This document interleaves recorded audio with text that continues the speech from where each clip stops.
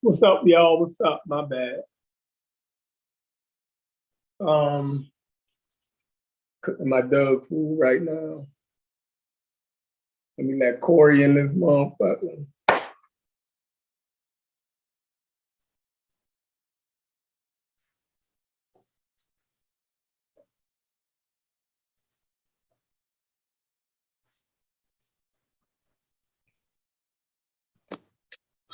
Corey, what's up? We live already, bro. Oh, what up? What up? I see you cooking, man. I'm getting my eat on too, man. I ain't even cooking for myself yet. I'm making my dog his food first. Oh, okay, yep. Yeah, you gotta make his food first, that nigga. Yeah, no doubt. This nigga eat like a grown man, yo. Hell yeah. Yeah. I heard the conversation with Wujai. I think your point was clear, and I don't think like he addressed your point. Like he moved the conversation to something else. You know what I'm saying? Like he moved it to asking you a question, which it's cool. You know what I mean? Whatever. And I think your point was very, very clear. And then Unc come in with his racist talk. Like that's why I really went on I came on after you did, and I just wanted to ask Unc, like, why does he bring race up every single time in every single conversation? Nobody brings race up. Oh, they was racist. This was racist. Reisner was racist. This person was racist. It's like, okay, that's fine. Like nobody, we ain't even referring to Reisner or nobody. Like we're not even appealing to any of their arguments or nothing. At least I'm not. You know what I mean? Yeah, see that be the thing, right? And specifically, Wujai went down the whole litany of DNA, and I said in the chat before I came on, I said I'm specifically talking about the 25th dynasty. I'm not talking about race. I'm not talking about DNA. You're bringing all this up. Unc clearly said that the 25th dynasty, the Nubians, that they were Egyptians. And I disagree with that 100%. They were foreign rulers. Right, simple and plain. Like any foreign ruler. But they gotta blend the Cushites with the Egyptians because again, they are talking about race.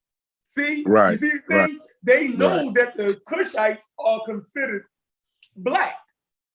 Right? That's why Unc keep bringing race up. Because that's his ultimate. That's ultimately what he's saying. Exactly. You know what I mean? They claim they not having a racial argument. You know what I mean? But they keep trying to imply these racial things on the Egyptians. So it's making us have to have it. It's making us have to point out the differences that the Cushites had with the Egyptians. Then it makes us have to point out the DNA things. They bring all of these things up. And they try to act like but we're definitely going to address it. We ain't going to run from it. We know what you niggas are saying. Y'all been saying it for the last 30 years. Yeah. We know who y'all teachers are. We know what y'all been saying. Now y'all trying to act like y'all not saying that shit. Knock it off. Yeah. It's crazy. It's crazy, man. And like I said, they gotta move the conversation all around, like, you know what I mean? Like Unc and his race, his racial rants that he be going on, it'd be so funny to me. It'd be so funny. Man, and then like they can't even it's like hard for them to even understand like, Egypt makes up one of the Mediterranean cultures. It's like you got to be saying that in order to say that, you got to be saying that it's not African. You know what I'm saying? Right. like the Mediterranean is not a part of Africa. That's Right. the crazy thing. Like in the chat, just eat all of that up. Like I just be like, yo, what? Just look at a map. Like when did the Mediterranean stop being a part of the North African geography? Like, what is wrong with y'all? Like, are they implying that we're really saying something crazy? Like it's going against what the community, and the thing is they saying they ain't saying it, but this is what the community been saying. That's why we sound so crazy that these is the black, Egypt was black, you know what I'm saying? So now when we clarifying the whole thing, they gotta argue, it's gotta be an extreme argument, because they can't, if we're not saying, it was no black people ever in Egypt, you know what I'm saying? If we're not saying that, they don't have an argument, you know what I mean?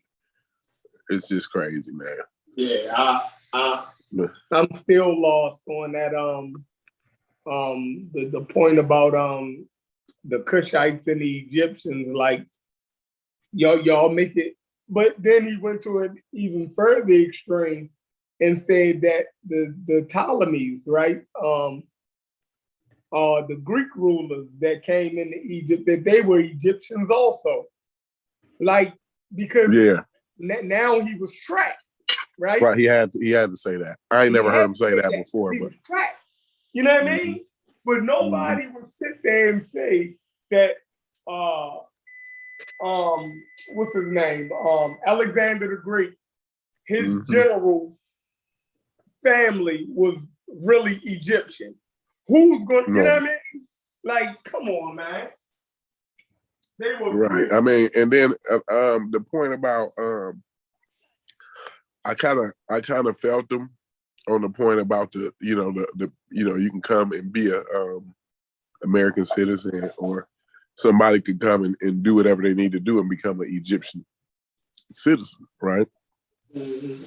And they also made the point about dual citizenship, right? But they talk about culture.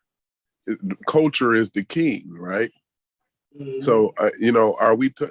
They always having two different arguments. Are we talking about citizenship, or are we talking about culture? You know what I'm saying?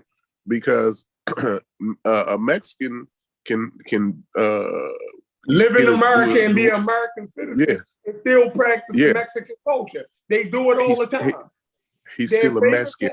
There's no still soccer, right? Yeah. They still speak Spanish. They still eat their same foods. You dig what I'm saying? Mm-hmm. So in that context, when you're talking about Mexicans, culture is not king in America to them. They don't come here and start practicing American culture. They still practice the Mexican culture. They still listen to their same fucking music. They eat their same food, speak their same language, and have their same pastimes. That is a great point. Hey, chef. They say they're Mexicans. They actually call themselves Mexicans. Exactly. I grew up. Guess where I grew up? In Little Mexico. So I definitely know what they call themselves. You know what I'm saying? And it's all their culture. All the stores is Mexican. They got Mexican language. You know, exactly. They got Spanish. You know, the language and all of that. You know what I mean? Like, so at no point did they stop being Mexicans, because they have their citizenship. You know what I'm saying? Over here. Yeah. And then as with I forgot about my point when I was gonna make with the Mediterranean thing, right? He talked about culture, but food, cuisine is culture, right? Mm-hmm. And so when you look up the Egyptian cuisine, it's a Mediterranean cuisine. Mm-hmm. You know what I'm saying? Like, it's crazy to me, that they say, oh, you can't get off of work and come and have a conversation with the people who do the work, but we actually can sit down and have a conversation. I don't know why, you know what I'm saying? Like, I don't understand what that point was. You know what I mean? Mm-hmm. But it's not like we can't figure out the same shit you figure it out. I mean, because the language, that don't mean we're not having a argument about a discrepancy within the language and nothing like that. You know what I'm saying? It's not that kind of argument. So bringing that up is kind of pointless to me. I think that was a ad hoc attack, I guess. You know what I'm saying? But whatever, you know what I mean? They the ones who want to talk about, we could have a conversation like gentlemen and all of this type of stuff, but they throw the ad hoc, all of that. This is kind of crazy to me. I had ran in the market when you had went on. So I didn't even get to hear your part of the conversation. What was you talking about? Well, they was ending the show. Excuse me. They was ending the show. And so I didn't really say nothing. Mr. Rich, he came on. He asked a couple questions. He asked the Mediterranean question, and then he asked with Unc, because Unc, he asked the same question that Unc brought up about the sub-Saharan Africans living in Egypt. But I didn't want to get into it because they was ending the show, but and I'm not even sure on this, but hadn't that territory been expanded? Mm-hmm. Because he talked about what is that? What's that place that keep bringing up here down in the south? Nat the Flyer. Yeah. So they expanded their territory to that, didn't they? It was already people there, and then the Egyptians took their shit over, right? Am I correct? Am I understanding that? I don't even know. It really don't. You know what? That ain't even a big deal in the argument. It's just kind of like a side argument or whatever. But fine. I told them fine. Yeah, it's if they consider sub-Saharan Africans, but my point is right. And they even said on there. Unc even said that y'all keep arguing. They ain't us. They ain't us. They using DNA to say they ain't not us. You know what I'm saying? And so. Okay, fine. No. Fine. Let's concede the argument that you can't use DNA to say they ain't us. But what are you saying? Are you saying they are us? You see what I'm saying? Like what? The confusion is so crazy. You know what I mean? Like I don't get. You know what I mean? Because in one sense. You can't never nail these dudes down. It's like, okay, so is you saying we related to the Egyptians? No, I ain't saying that. I'm just saying. I'm just saying it. And then they say, well, you can't use DNA to say they not us. I'm just saying it was sub-Saharan Africans down there. And my point to Mr. Rich was that all sub-Saharan Africans ain't the same. You know what I'm saying? So it don't. Even if I concede that. Fine, it was sub-Saharan Africans there, which I never denied, right? I mean, that don't mean they was us. You know what I mean? Right. It's too much. Like you said, it's hard to nail them down. Because they all over the place. And then they the crazy part is they want you to lay your argument out. See, this is what Wuja does. And I notice this a lot. And he's never clear on his shit, you know what I'm saying? But he wants you to lay your shit out so he can find some minute detail to disagree, right? To disagree with, you know what I'm saying? But the overall general point, he don't disagree. Like it's like when you had made your point, right? He didn't disagree with that. I know he didn't, because it wasn't nothing to disagree with. But his whole thing was to move the conversation so he can find some minute detail so that he can disagree with it and confuse the argument. And then now we don't know where he stands. He's having a conversation about something you didn't even talk about. You know what I'm saying? So now it looks like, and then he going into the meta-nature and pulling up all these pictures and, you know what I'm saying? And this person said this about the people moving in, and it just, it's so cloudy, man. It ain't even funny. Like, I still don't know what his point was. I do know what your point was, but I don't know what his point was. See what I'm saying? See the and then you got come in the background. But I just want to show you this picture of these niggers. I want to show you the picture of the niggers. You know what I'm saying? Like, ain't nobody mentioned race. Nobody's mentioned race but you. And that's his whole argument. That's all he say the word race 4 million times during that stream.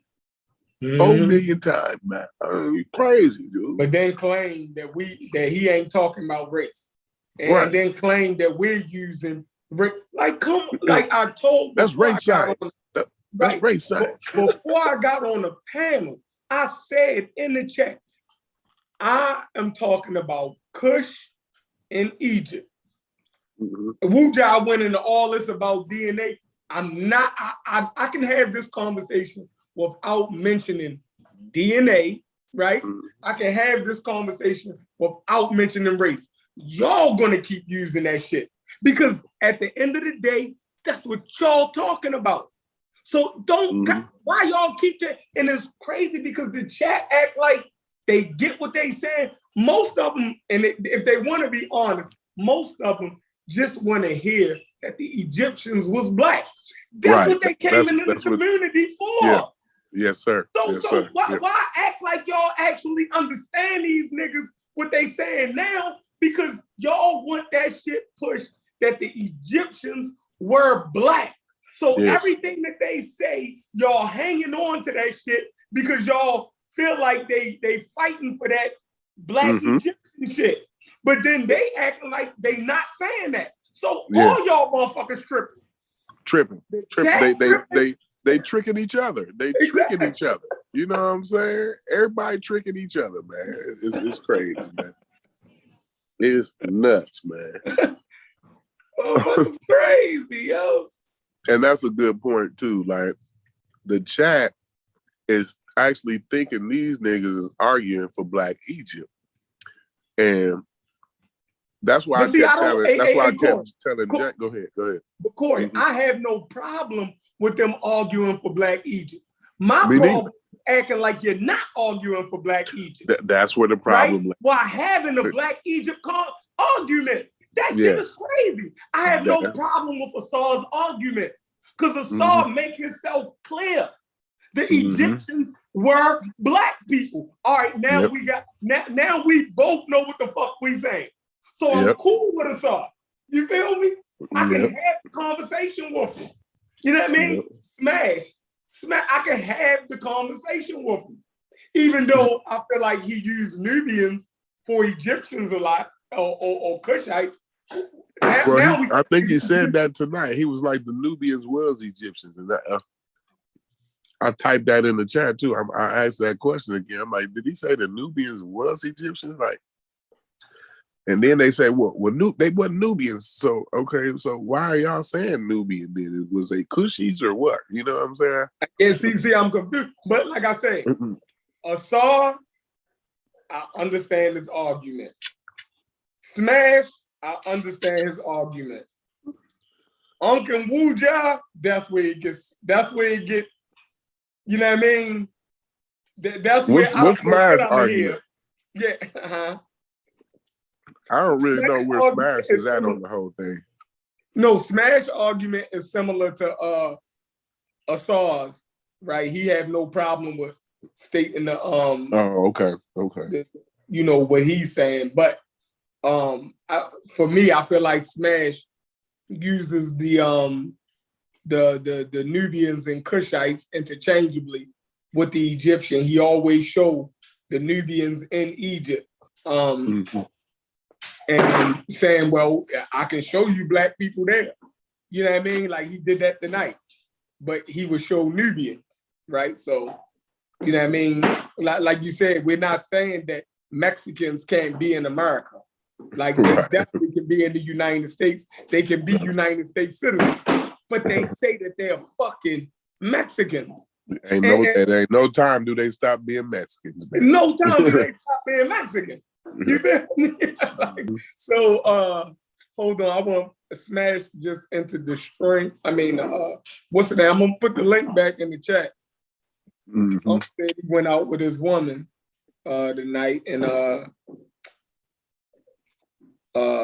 think he says, had to do something. Yeah. Smash He right. said he would jump on if we still more. Okay. He said he'll jump on. Yeah. But see, so that's my point at the end of the day. You know what I mean? I think we mixing a lot of stuff up. I don't think stuff is clear. And see, and the thing is, people don't realize. See, this is another thing. What the people in the audience don't realize is we beat Unc off of the Black Egypt. We already beat him to conceding that they wasn't black. You know what I'm saying? So now the argument, like I remember, like where it all started. Like it started on the phone, Jeffrey. You know what I'm saying? Like I remember I was actually on a certain job site when this was going on and shit, and where it jumped off at. Once he couldn't do nothing but concede, like, yo, these was not black people. You know what I'm saying? Like we can't, all of the articles, everything says the Egyptians were neither black nor white. So if we asking the question, was the Egyptians black? The experts say no, right? So because he claimed that he go with the experts, he couldn't deny that, right? He couldn't have nothing to fight on with that, right? So now he changed his argument, right? Now it ain't black, but it was the black people, you know, they brought the culture there. That's where they got the culture from. So you know, he would always go down to Nubia. He always in Nubia all the time. But they ain't Nubians. He keeps saying, well, that's a racist word, but he the one who always used the word. You know what I'm saying? So it's just nuts to me, man. But yeah, he changed his argument. So he ain't he's not arguing for the black thing. He just trying to bring in, you know, remnants, you know, like stuff that leads you to think they black. Like he, you know, that's why he bring in the whole green Sahara thing. You know, he want to put some sub-Saharan Africans somewhere in there, and then okay, so now he wasn't totally wrong with the black thing. You know what I'm saying? He, you know, but the thing is, like, it's not, you know, he had been saying like we had relation to them in the word in the way he was using the word black, not just like sub-Saharan Africans, you know. Yeah, it's a bunch of confusion. Cube, hit the link, Cube. You ain't been here in a minute. Cube. Yeah.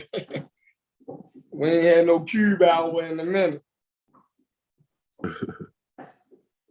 I want to hear Cube take on it. Right. But yeah, you're absolutely right. I remember that conversation when he had to concede to the to, like he say, the experts. So once they said that, you know what I mean? See, this the problem with it is. The experts wasn't, at that point, they wasn't saying that black and white people didn't exist. See, that's where he's trying to stretch it to right now. You dig what I'm saying? He's trying to stretch it over into that. But you know what I mean? And to what geneticists and them are saying about race. The Egyptologists wasn't even talking about that when they said the Egyptians wasn't neither black nor white. They were saying that our racial categories of black and white did not fit the Egyptians. So they was either black nor white. Not that black nor white don't exist. You dig what I'm saying? In their mind, that like they knew what Diop and them was saying. You feel me? And they knew what the Eurocentrist scholars were saying. You feel me? And that's what that article was fighting. It was fighting against both of them. It was fighting against both of them. Both of y'all wrong. Yep. You feel me? They were saying that the Egyptians are neither black or white. So both of y'all positions are wrong. Not that the sentiment of race is wrong. They didn't address that. They were saying, no, your position, Diop and them, that they were black is wrong. You Eurocentrists, your position is wrong. Mm-hmm. Why? Mm-hmm. Because the Egyptians are North African. They are neither black or white. The same way the Arabs are neither black nor white. The same way Chinese are neither black nor white, right? Same way Mexicans ain't black or white. Mexicans, they don't fit into your racial category of either black or white. But, you know what I mean? They are their own people. They don't fit into those extreme categories of our racial, you know what I mean? That's what they were saying. You know what I mean? Simple and plain. They got their own label. Like Mexicans got Hispanics, you know what I'm saying? I guess the Arabs, I guess that's Arab, right? You know what I'm saying? Like they say, you know, because that's the way I use it. Excuse me. Just the same way I describe you as black, I describe an Arab dude as Arab, you know what I'm saying? or Middle Eastern, you know what I'm saying? I don't know. Right. You know? Q, what's up, Q? Your mic on? Yo, what's good? What's good? What's up, bro? Hey, what's good? Hey, Corey, that's a dope ass picture, man. Like that's what's up. I'm fucking with that. You look happy as like shit. that? Oh yeah. I had to let these niggas know, you know, because they always accuse us of, you know what I'm saying, being some type of hater of Africa or something like that. You know what I mean?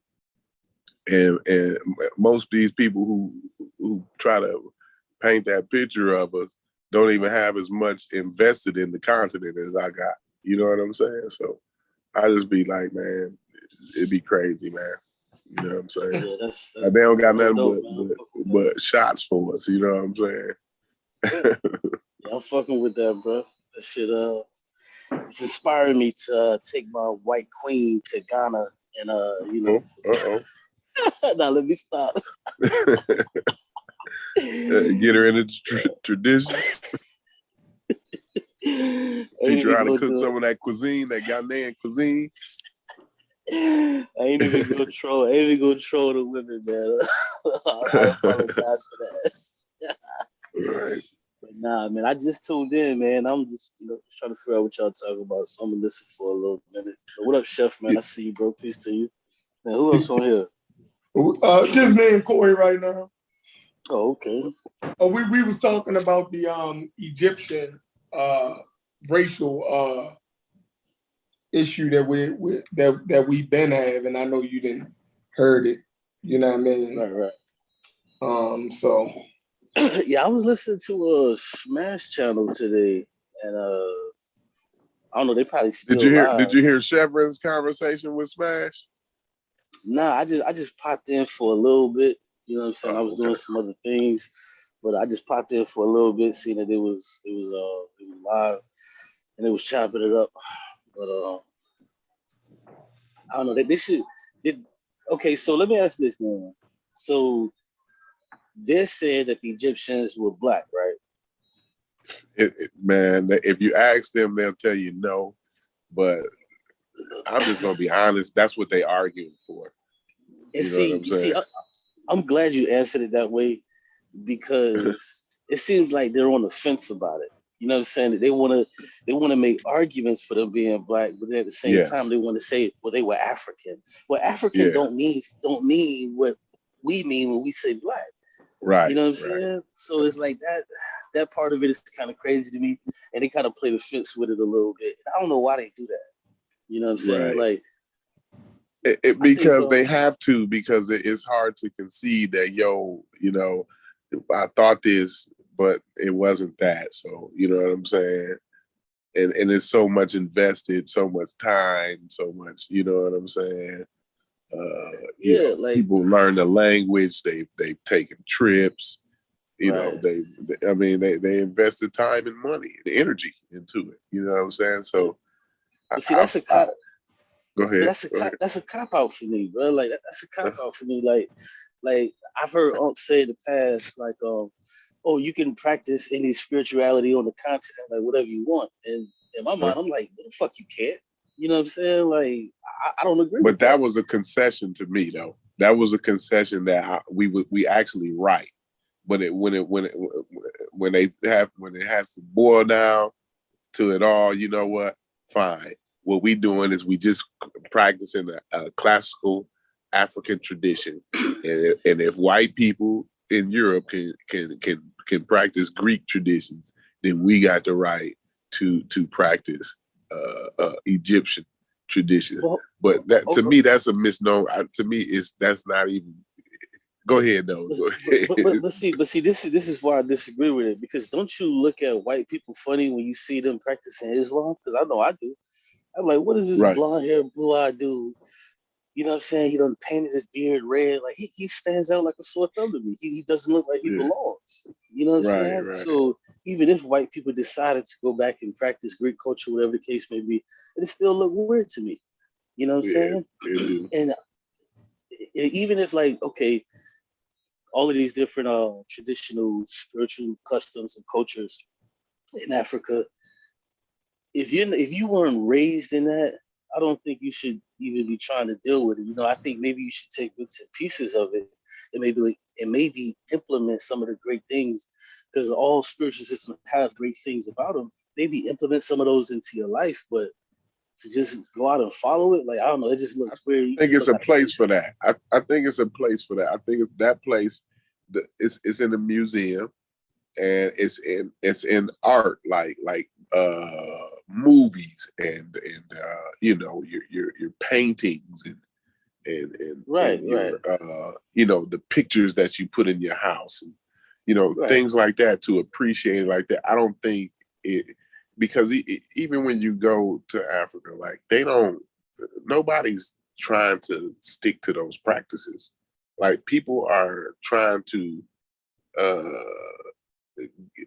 gain access to technology.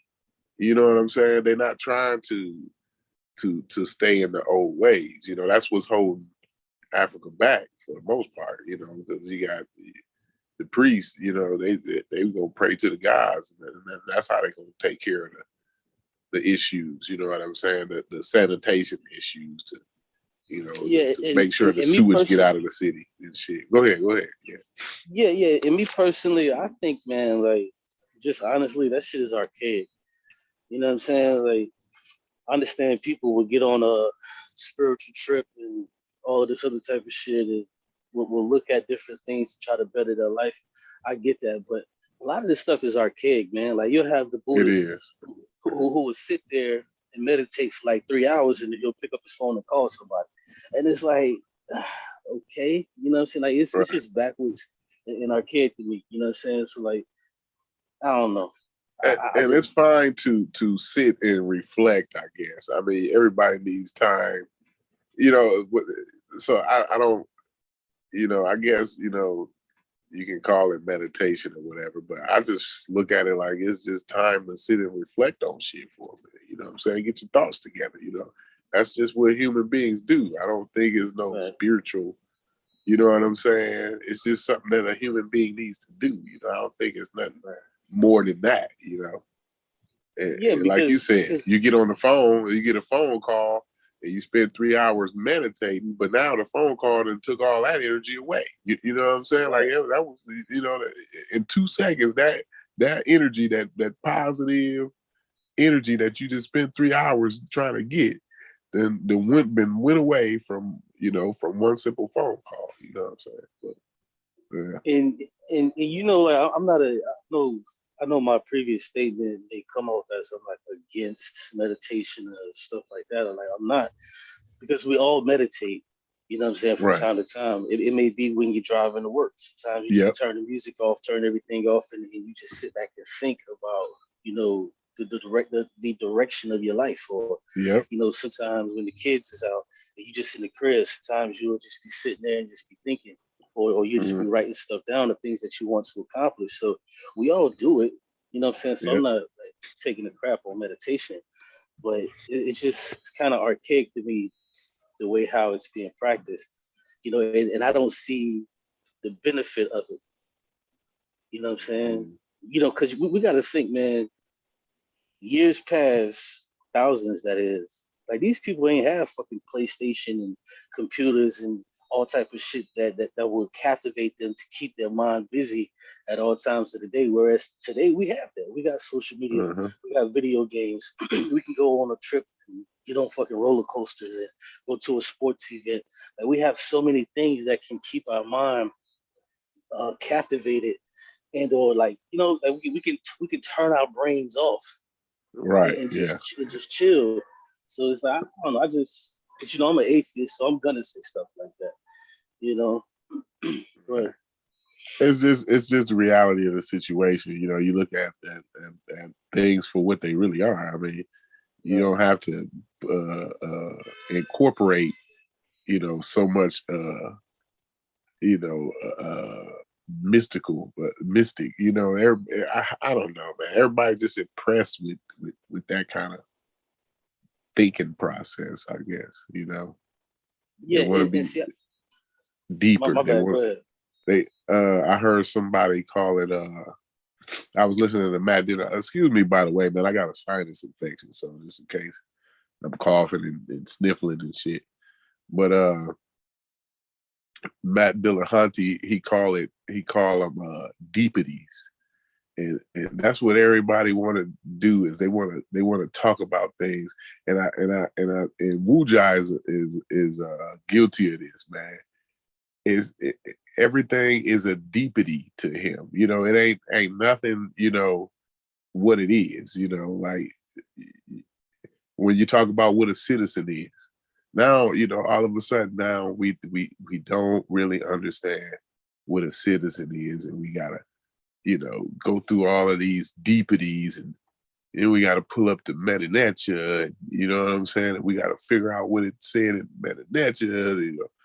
It's crazy to me, man. And that just reminded me of that word. It's a deepity, And everybody heard that word. Talk about, everybody want to be, it makes you seem more intellectual when you use these deepities. You know what I'm saying? But Matt Dillahunty, he from the Atheist Experience. You ever see that before? Yeah, I used to watch them a little while ago. I kind of stopped watching them a little bit just because. Yeah, I didn't like the way that. Yeah, it's just more of the same. Like when I first became an atheist, I used to watch them heavy because it was all new. Yeah. But now it's like more so all the same, and I feel like I've kind of. It's been years since I watched it. It's been a lot of years since I watched them, but and two, like. I see a lot of like it's funny to me because when I was watching the Atheist Experience, this was like 2006, 7, and 8, back then, and Matt Dillahunty, like he would dispel, like he was good at the Bible, like he really know the Bible pretty well, but he have other people on there too. And they more scientifically minded, which he started to become more scientifically minded after a while. And so they would talk about all of these like different fallacies, and they would break these arguments down. And it's so funny because I see this community is that far behind. Like, like Matt Dillahunty done had all of these arguments. Like how many different shows? They probably got 1,000 shows by now. You know what I'm saying? Yeah, because they've been doing it like 18, 19 years. So like, for a long time. A long, long time they've been doing it. I've been watching I've known about them for at least 10, 12 years, you know what I'm saying? Somewhere around there. But so they have all of these arguments, man, and they've been having these arguments for years. And it's funny how this community is just now becoming like savvy to these arguments or whatever, but that's a good thing though, because and Unc says one thing that I always agree with. He says like a lot of times the information that the Black community get, it's filtered and it sprinkles down from like the crazy white people in the white community. So we'll take those things and run with it. And that was so profound to me because I never looked at it that way. But you know, when I became an atheist, I started to wonder, like, where the fuck do these crazy ass ideas come from? And a lot of times, these ideas come from the rejects of the white community, the kooky, crazy conspiracy theory white people. And then when you had YouTube, like that shit just exploded. And Facebook, it exploded because now these kooky ideas are now available to the masses.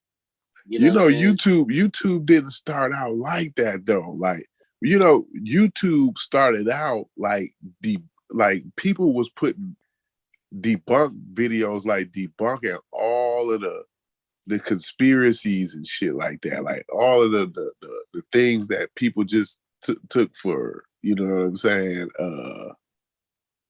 as true on its face. You know what I'm saying? And then like it started because I remember like YouTube, you could get pretty reliable information at first. Like back then, when I'm talking about like 2008 and shit like that, and it just, man, it took a turn, man. It took a turn for the worse. You know, after a while, you know, you couldn't, you didn't know what was what, you know. But you know what? Go ahead. Go ahead. No, go ahead.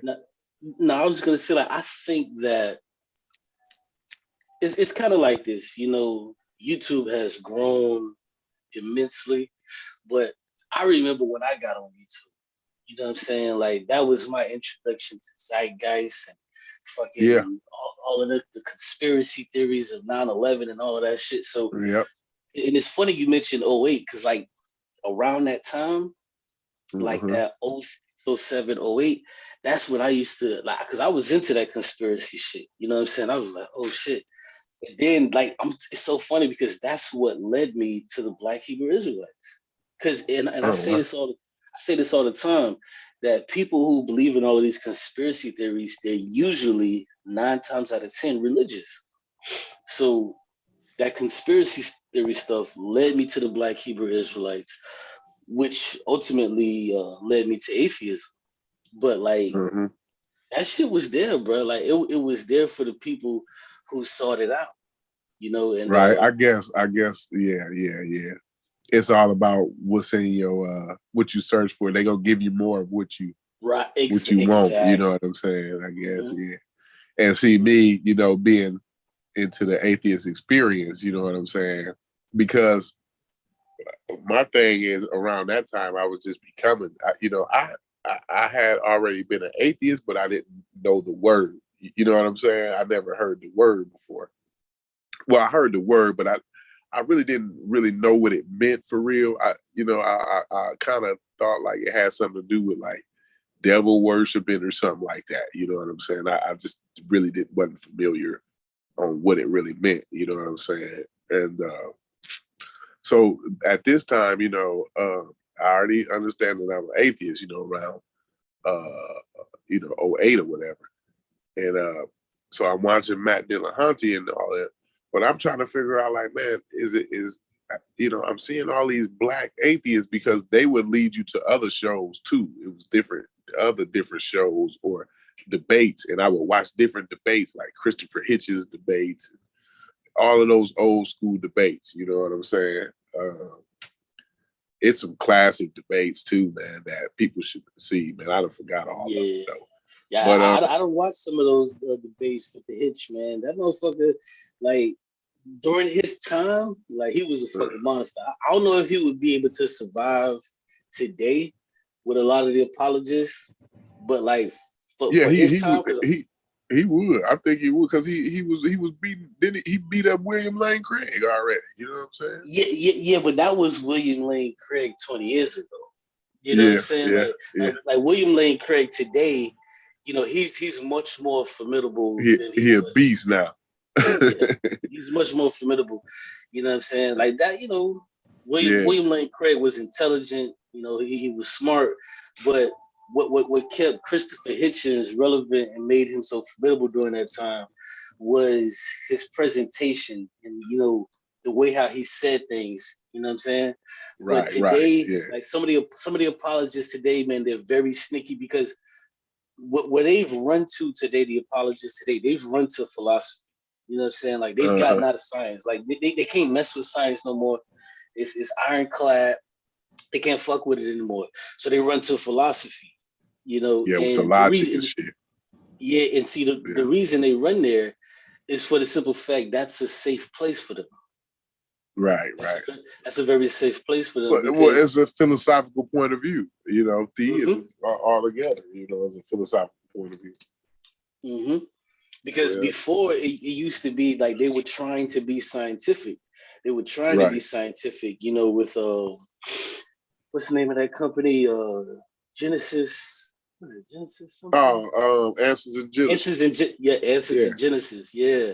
So like they were trying to be scientific, but now it's like the majority of them, they run to philosophy and rather have a philosophical conversation with you. And don't get me wrong, I love philosophy, but like philosophy. See, that's why I don't like philosophy, man, because that's where you get into the deepities at. You know what I'm saying? And it's more than what it is. You know what I mean? But go ahead, you was going somewhere with that. Yeah, like I love philosophy, bro. Like I've never seen an argument for God that was compelling, that wasn't able to get shot down. You know what I'm saying? No matter what it is, I've never seen one. And just briefly, that is like essentially what brought me to atheism. Because like a lot of people don't know, I was a Black Hebrew Israelite, and I was trying to strengthen my faith in God. Cause I'm like, damn, okay, shit. I see people debating, you know what I'm saying? I'm kind of new on the scene. I see people debating, and I'm like, damn, I kind of want to debate, but I want to debate for God. So I said, you know what? Let me look at the other side of what they're talking about. And I could just never get off that motherfucking boat once I got on. And I'm like, shh. That's kind of how I became too.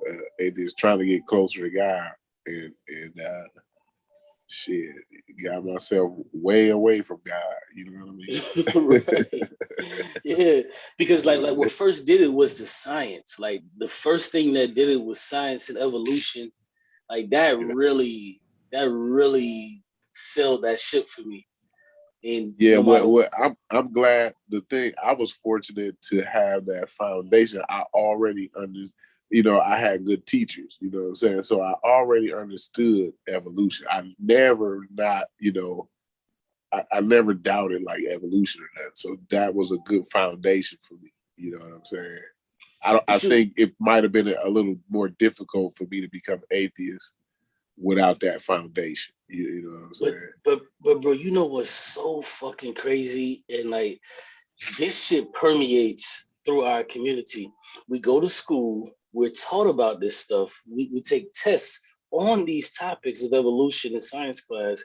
We take other science classes as we progress in the school system, but we don't look at it as it means a fucking thing. Like, you know, we care about math, we care about, you know, language arts and things like that. But when it comes to science, like we just don't care. So when I began to research evolution, I just remember so much of this stuff. Like, it just kind of smacked me in the face, like, oh yeah.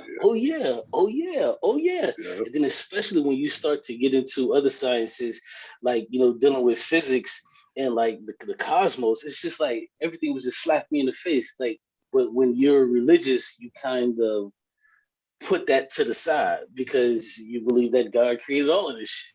But then when you begin to look at it, you like, God, like there can't be one God that created all of this shit. And then when you look at, you know, the omnis that this God supposedly have, and then find out that they're self-contradicting, like it's dead at that point. Like the God of the Bible is dead. Right. Yeah, that's why I always say you can always disprove that one. You know, it's the new generic God that.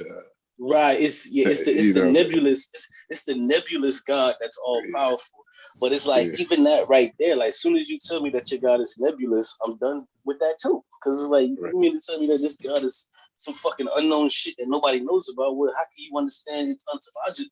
Its ontology if it's fucking nebulous. So like it's like God just dies every turn. It's just dead. Yeah. You know? Yeah, at every argument, it gets knocked down, and it easy too. It gets knocked down easy.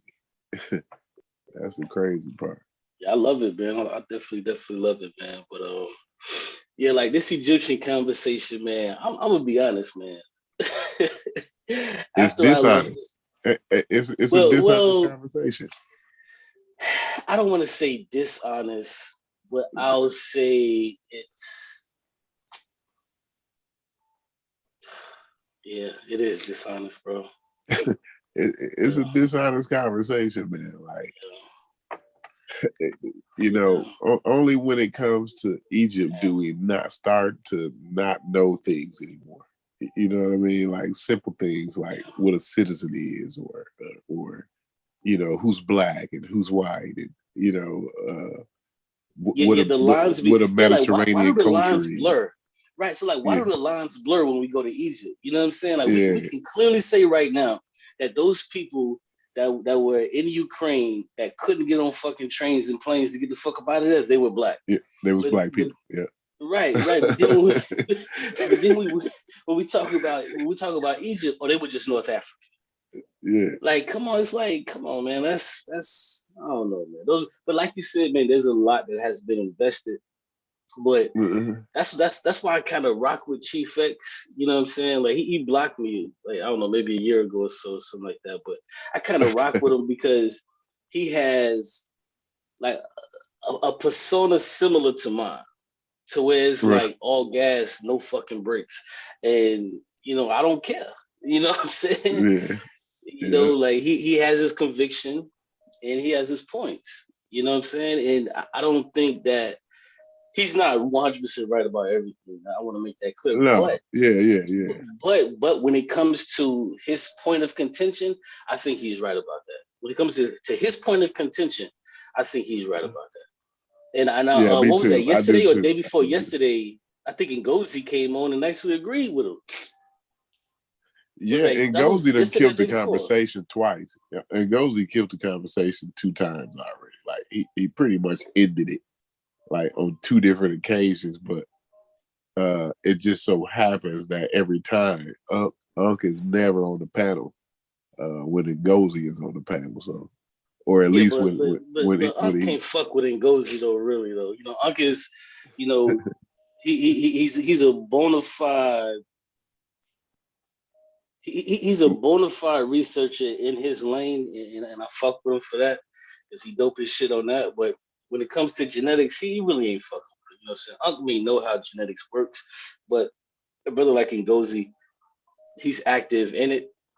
You know what I'm saying? Yeah. So, nah, he ain't and he definitely laid it out though the other day. You know, at the end of the stream, I re-listened. I actually wasn't on the panel, but you went on the panel? No, I wasn't on the panel.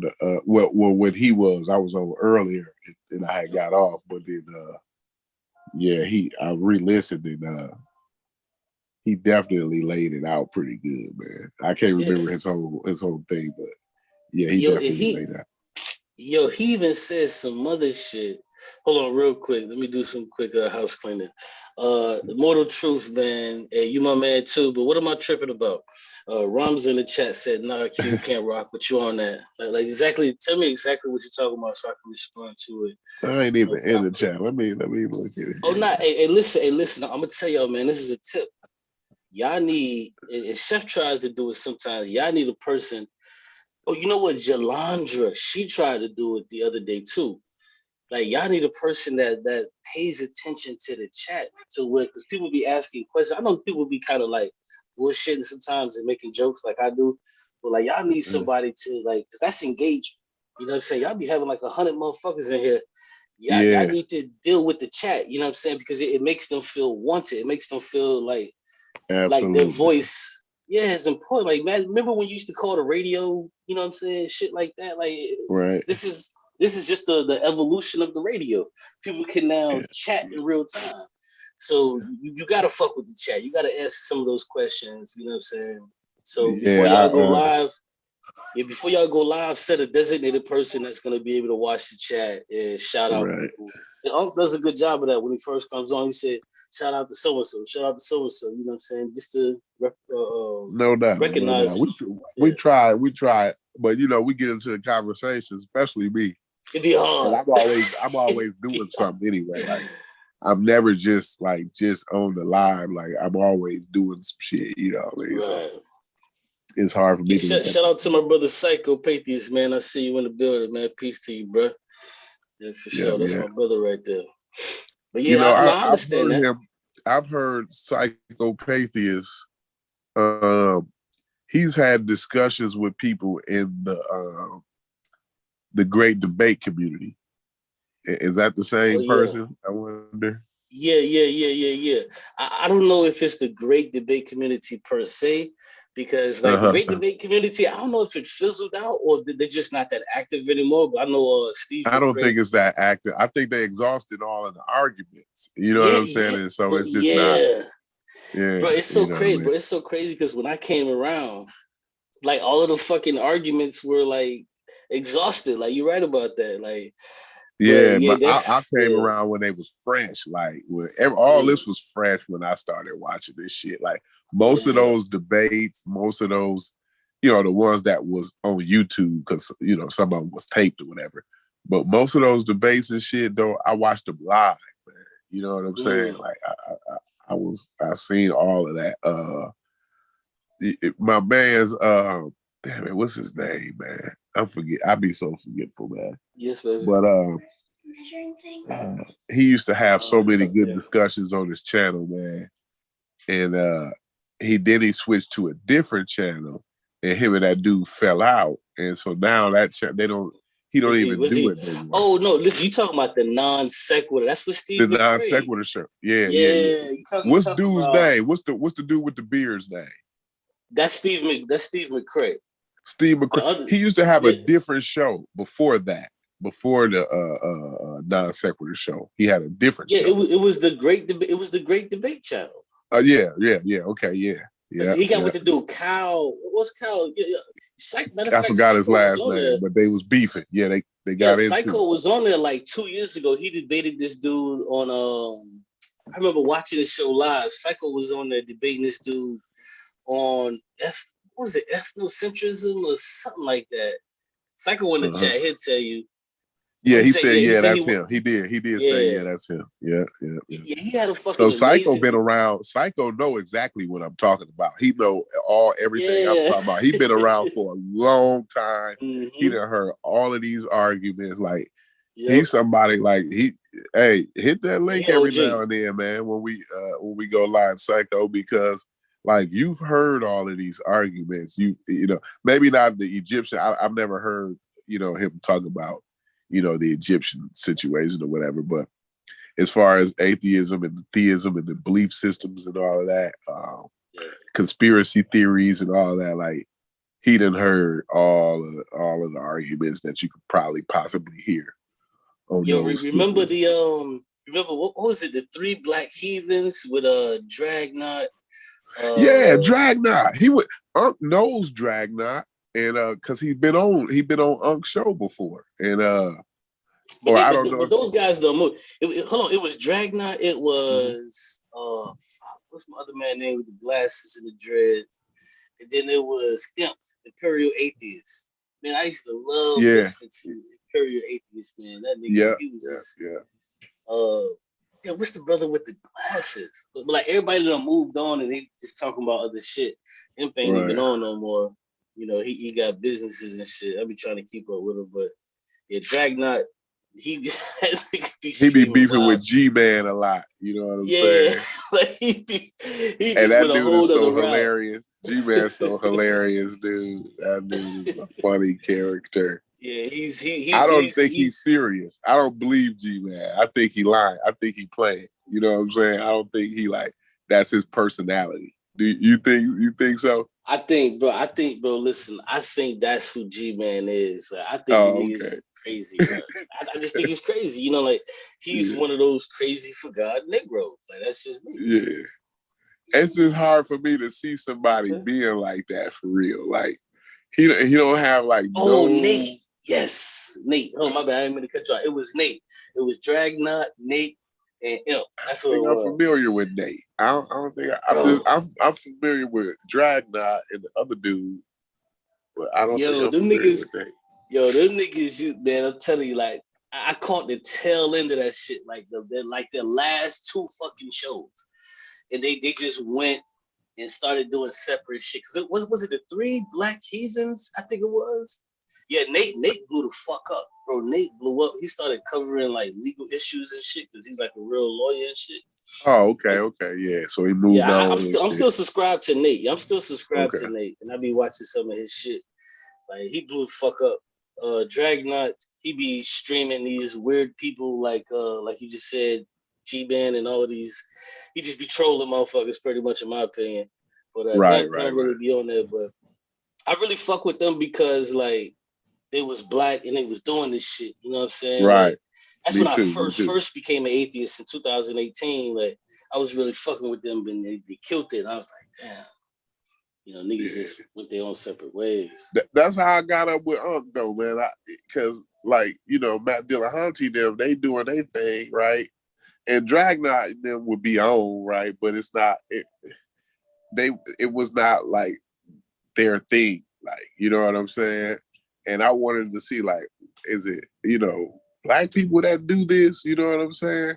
And that's how I ran into Unc, because I typed in black atheists, but I got a different group. I think it was a different group called Black Atheists or something like that at first. And then you know, you keep scrolling through. You eventually I found, you know, because I had watched a few of their videos, and then eventually I found Unc with the real Black Atheists and shit.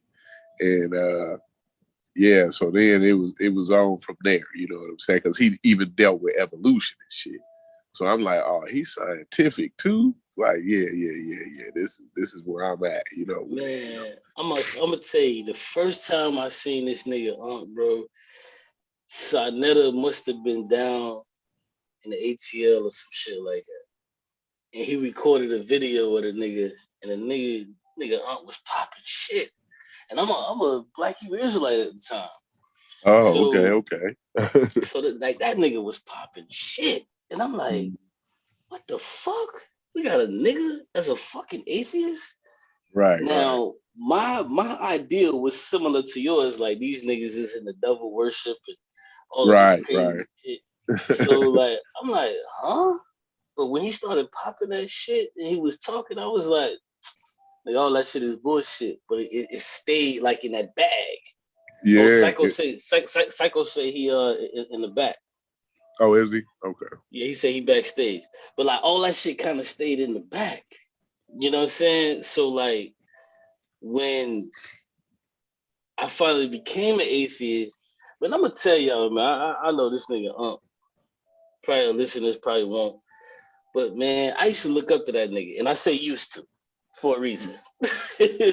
not that I think that he's a bad person or anything like that, but yeah, we grow.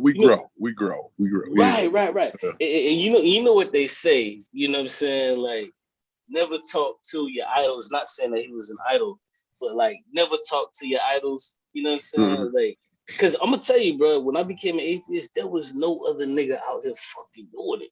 Like how he was doing it. And proclaiming this shit. Like, yeah. Nobody was doing it.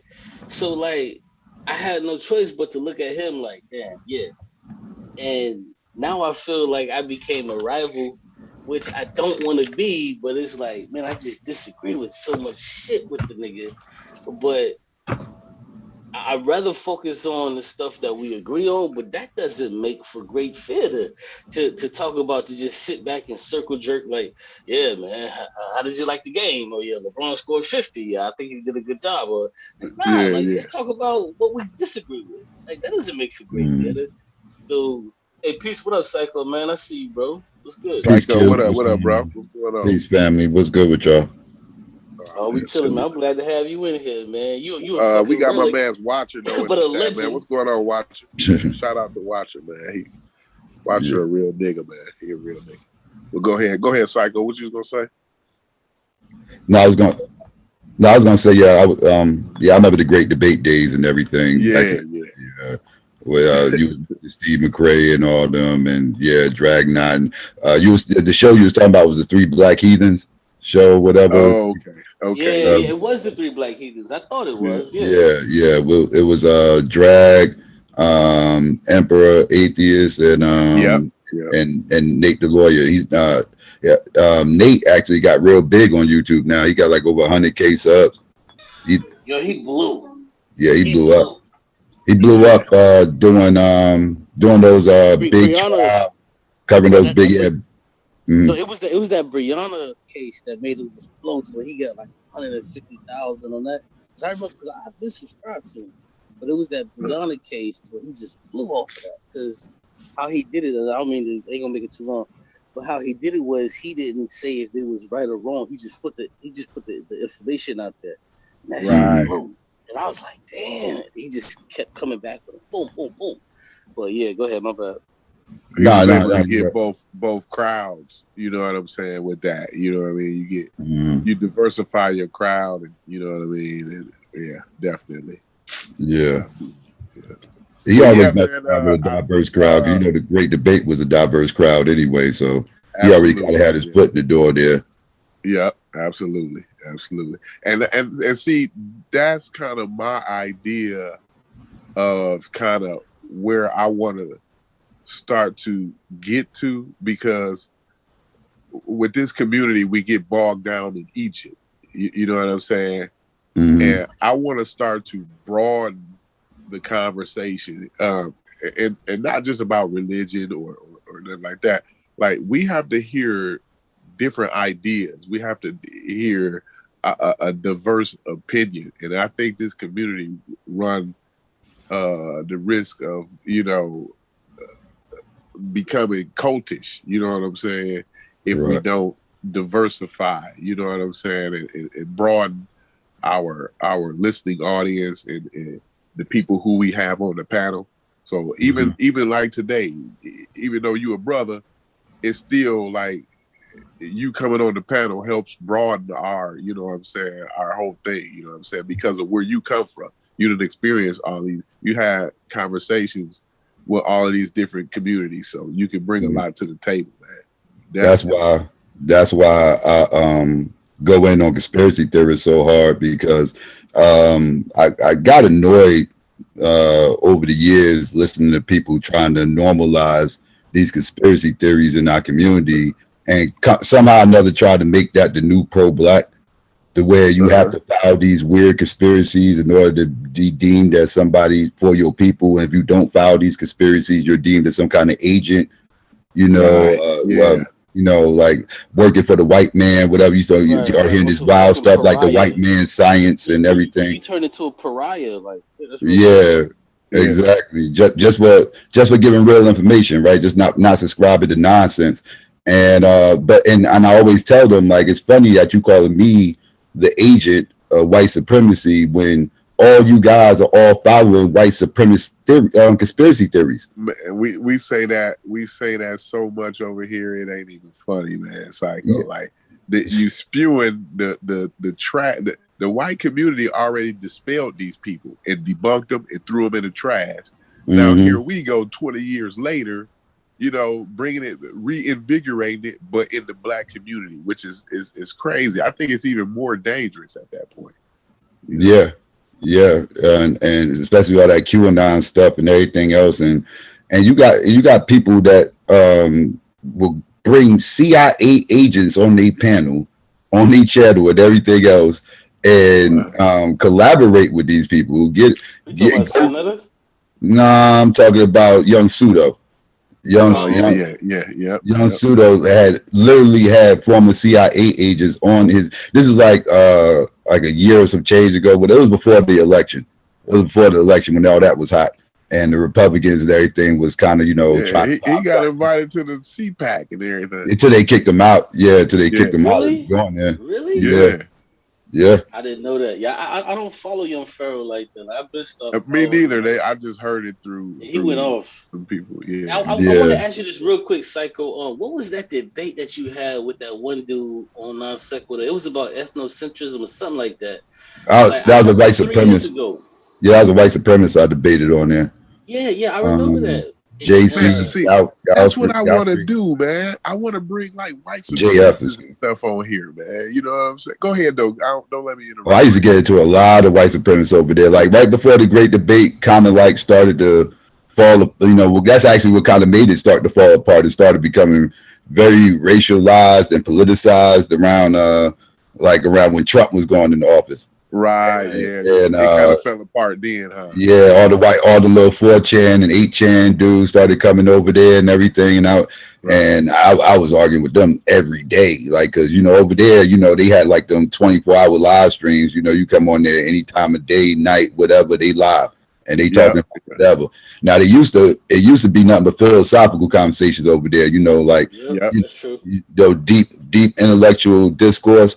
And then when the election time came around 2016, that's when all those 4chan people came over there. Everything turned into racialized conversations, and started. And I wasn't watching it no more at that time too. Like around that election time, I kind of fell off because I think the Non Sequitur show kind of fell off around that time too. You know what I'm saying? So I kind of got out of that whole thing because they was like the best ones out of that whole community. So I wasn't watching no other ones. You know what I'm saying? Yeah, once that show fell off, that kind of was like the death knell of the great debate after the show fell off, because they was kind of like the peoples that was still keeping it intact. And once that fell apart, it was kind of a wrap after that. Yeah, so it went down the rabbit hole, the racial rabbit hole. I want to ask you a question, Psycho, because you and Corey was definitely in this shit before me. And you guys have a wealth of information that I don't have. But I do want to ask you, because I do see that you're kind of going a different way, and that's cool, because like we just stated, Drag and all of them brothers, they don't want a different way, because like Corey said earlier, like you kind of milk that cow and it ain't really shit else left. You know what I'm saying? Mm-hmm. Like the atheist cow, you kind of milked it. So the shit that you on now, like I fuck with. You know what I'm saying? Like. I don't know. So your channel, I'm not subscribed to you, but Psycho, you gotta check them out, bro. Your channel is the name right now, the Psycho Patheist channel. Yeah. Okay. I got 2 channels, that channel and my live channel. Yeah. Okay. All right. I'm gonna subscribe over there, man. I ain't even subscribing. Go ahead. What do we do? If you don't mind, Q, like if you want to summarize, or him, or either one of y'all, kind of. What do you do? If I was a moderator, I would drop his shit in the chat, man, because his shit is dope as shit. But we touch on. Shout out your shit. Shout out your shit, bro. Oh yeah, no, we touch on a lot of different stuff, like current topics, a lot of that, mainly stuff. I do a lot of stuff about the community now, more so than I still touch on the religious stuff, and I still do the conspiracy stuff once a week, pseudo Sundays. That's yeah, I love that shit, bro. Yeah. Okay, you got pseudo. Oh man, I gotta be part. I love it. I gotta come.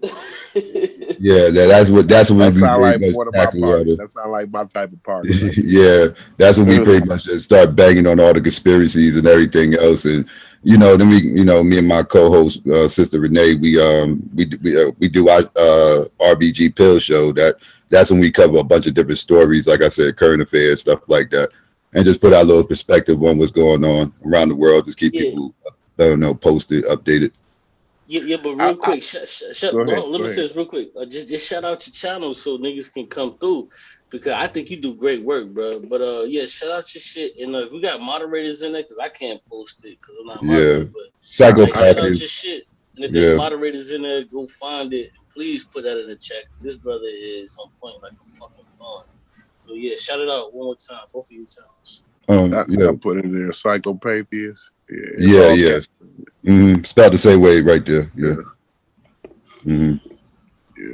But I wanted to ask this question, like, I see what you do because I'm subscribed, so I so I see this shit. You know what I'm saying? Like a lot of times I just be in the clouds or the bushes and I be chilling, or I might be cleaning up in the crib and I'll just put the shit on the TV and be sweeping, mopping, vacuuming, folding clothes, just be listening to this shit. And but what I want to ask is, it doesn't sound to me like I didn't know you from your roots. But it kind of sounds like you shifted to some RBG shit. So, like, what was it that made you shift to the RBG shit? No, I was on some RBG stuff back in the Great Debate community. I was like, I was the residential, I was the residential black nationalist over there. They didn't have it was none of that over there when I got there. Like, so it was a hole there. What? Yeah. You know what? I now that y'all say that I don't mean to interrupt, but I got a short-term memory, so I end up forgetting. You know what I'm saying? What I was gonna say, but I remember that, and I was gonna ask you. I was gonna say to you, man, I used to disagree with you on something, but I forgot what it was because I've heard a lot of your discussions, right? Yeah, I got some controversial positions, so I'm sure, yeah. Yeah. And I think like probably now at this point, some of the things I disagree with you on, like I've evolved my thoughts on it. You know what I'm saying? So now I might not so much disagree with you now, but I would always be like, yo. Like he bringing the black thing into it, you know what I'm saying? And I didn't like that. I'm like, cause I didn't see that in the community. I didn't see like a black-white issue there. You know what I'm saying? Yeah, so it was there. Ooh, it was kind of cringy to me. But this was years back though. You know what I'm saying? But yeah. A lot of times people used to hear my responses and they didn't, when you, just like in a football game or something, the referee's always going to catch the person who responds, not the person who starts. Yeah, that's usually what I used to be guilty of, people catching me responding. But yeah, they used to always catch me ranting and everything. They'll clip it up and everything else. The sad third, so it came across like that's all I did. So yeah, right. No, it didn't come across like that. But I just remember it was a couple times or two where I think you mentioned something about like racism or yeah. I definitely didn't shy away from that conversation. Yeah, I never shied away from that. Yeah. Hey, yo, check it. I got another question because you answered my previous question thoroughly. But I have another question because I'm gonna be 100% honest. When I first came into the atheist community, I put my race flag down, and I was like, okay, well, this is just people who are either mostly humanists, atheists, and just really want the best for all people. But then I begin to realize, and I begin to see people. Like one particular person, his channel has been taken away. Atheism is unstoppable. Oh, I got into it with him a couple of times. Yeah. I know exactly. So that motherfucker, he's a racist. Like he's a racist. Yeah. So who is now Q? Who? Atheism his channel is dead. Yeah, it is. He I haven't seen him in years. Like a kangaroo. He's like a picture like a kangaroo, some shit. And that bro, listen, I'm gonna tell you something. That motherfucker, he was smart as shit, but he was a fucking racist. So, like, that kind of, like, away from that. Like, oh, God, my bad. Yeah, like, but my question now is, like, let me just try to say it again. So, when I first came in, I put down my race. Not put down my race, but I put down my race flag. It was like, we all in this atheism shit together. But then I realized it's like, no, nigga, you can't fucking do that. You can't put down your flag. You gotta carry that bitch and run through this shit. It's a gauntlet. So what was it that happened for you to where you was like, yo, I finna carry this flag? Like what was that moment that you realized, hey, I'm an atheist, but I'm still a fucking nigga and I'm finna rock. I'm finna be on some RPG I came in shit. there. Yeah, I came in there like that. I came in there like that because I like you said, a lot of atheists within the atheist community. It's a lot of humanism, a lot of kumbaya type stuff on the surface. But that's just on the surface, right? Now underneath, there's a lot of racism up under there, right? Even you know, you got there's a lot of covert racism, and you got a lot of the overt racism under there too, because you just mentioned a couple like atheism and unstoppable, a few others like the drunken peasants got some racist undertones with them. Them motherfuckers are. Go ahead, Bamba. I ain't even gonna cut you. Yeah, I like the drunken peasants though, man. I feel them dudes are racist. TJ OG. Yeah, he's OG atheist on YouTube. He's like one of the first atheists on YouTube. Amazing atheist. He is. Amazing atheist. Yeah. Mm-hmm. So you think y'all saying he racist though? Yeah, they got some racist undertones with them. Yes, absolutely. Those dudes are racist as fuck, dog. Don't get it twisted. That's disappointing too. I like TJ too. Now I understand the whole concept behind atheism. What a lot of people don't understand who aren't atheists is they somehow think we all agree with each other. Right. What people don't understand is within atheism, you were just talking about with you and Unc. With atheism is the only thing we agree on is the non-existence of any deity, right? That's it. That's the only thing we agree on. Everything else is fair game. We can argue for you lock a bunch of atheists in a room together for 24 hours to have them talk about everything but God, they'll be arguing all night long. Yep. They'll be arguing all night long. So I understood this, outside the fact that we don't believe that there's a God that exists, there's other things outside of this supernatural realm of discussion that's going on. And so I know that there's a bunch of, I came in the door of knowing there's a bunch of racists up in there. A lot of neo-Nazis are atheists. Absolutely. Yeah, so we gotta, just because we team atheists when it comes to theological discourse, don't mean, we on the same page on other areas. So, yeah. So how did you? I want to ask how did you come into atheist? Like give me a time frame, like what year about it was, and what was it it's usually not a straw that broke the camel's back, but every now and then it might be. So was it a straw that broke the camel's back? Go ahead. Well, usually the straw that breaks the camel's back are usually people that was theists and actually ended up dropping the theist flag and decide, none of this makes any sense. I was never a theist, right? I was raised to be kind of like, I kind of was like agnostic, I would say. I didn't identify as agnostic, but in hindsight, that's exactly what I was. I was kind of agnostic up to about the age of 16. And when I actually started learning what an atheist actually is and started actually doing deeper research into the whole concept of God and, trying to map this whole thing out because, none of it ever made sense to me, and I always wanted to know, like, what is everybody else experiencing that I'm not experiencing? I have friends that go into church and go into mosques and everything else. I grew up in North New Jersey and it's a lot of Muslims out here, right? Heavily Muslim based out here. And so it was a lot of, if people wasn't Christians, they were Muslims. That's pretty much what it was when I was growing up.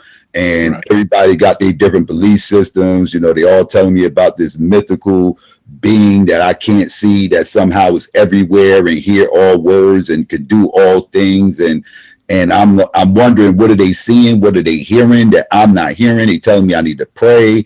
I go and pray and nothing happens. Nobody's talking to me. They said, you gotta wait, he will reveal himself. Nobody's revealing anything.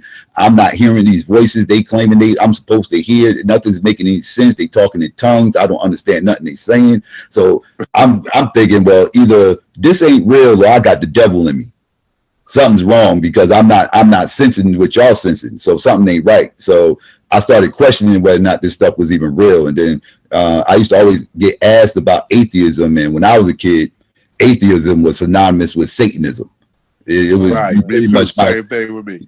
You might as well just been a Satanist, because that's pretty much how it was presented to me.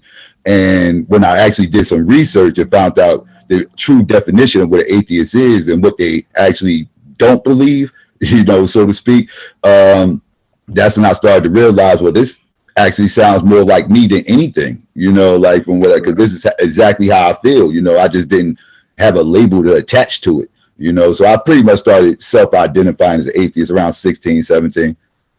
Oh, And okay, that's real quick, cool. hold on, real quick. Let me show some love to the chat. The brother Ramses says the non-existence of any deity. Yes, that's exactly what atheism is. Is the understanding that there is no existence of any deity whatsoever. That's what atheism is. A lot of people try to say like, the lack of a belief. No, that's not what atheism is. That's not what it was initially purported by philosophers to be. So no, but yeah, Psycho, that's dope. Yeah, We got Rodney. You We got got my something? within man Rodney. atheism, we call it that's a lacteist. That's what he Yeah, was yeah, just yeah, yeah, describing. yeah, yeah, yeah, yeah. See, but see, you know what? And this is so fun. I'm so glad you said that because a lot of people they don't understand what lactheism is. You know what I'm saying?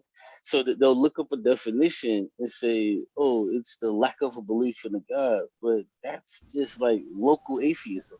Because if you Yeah, look that into local, yeah, like if you look into local atheism, it just means like you don't believe in the gods that the people around you believe. That's laxism.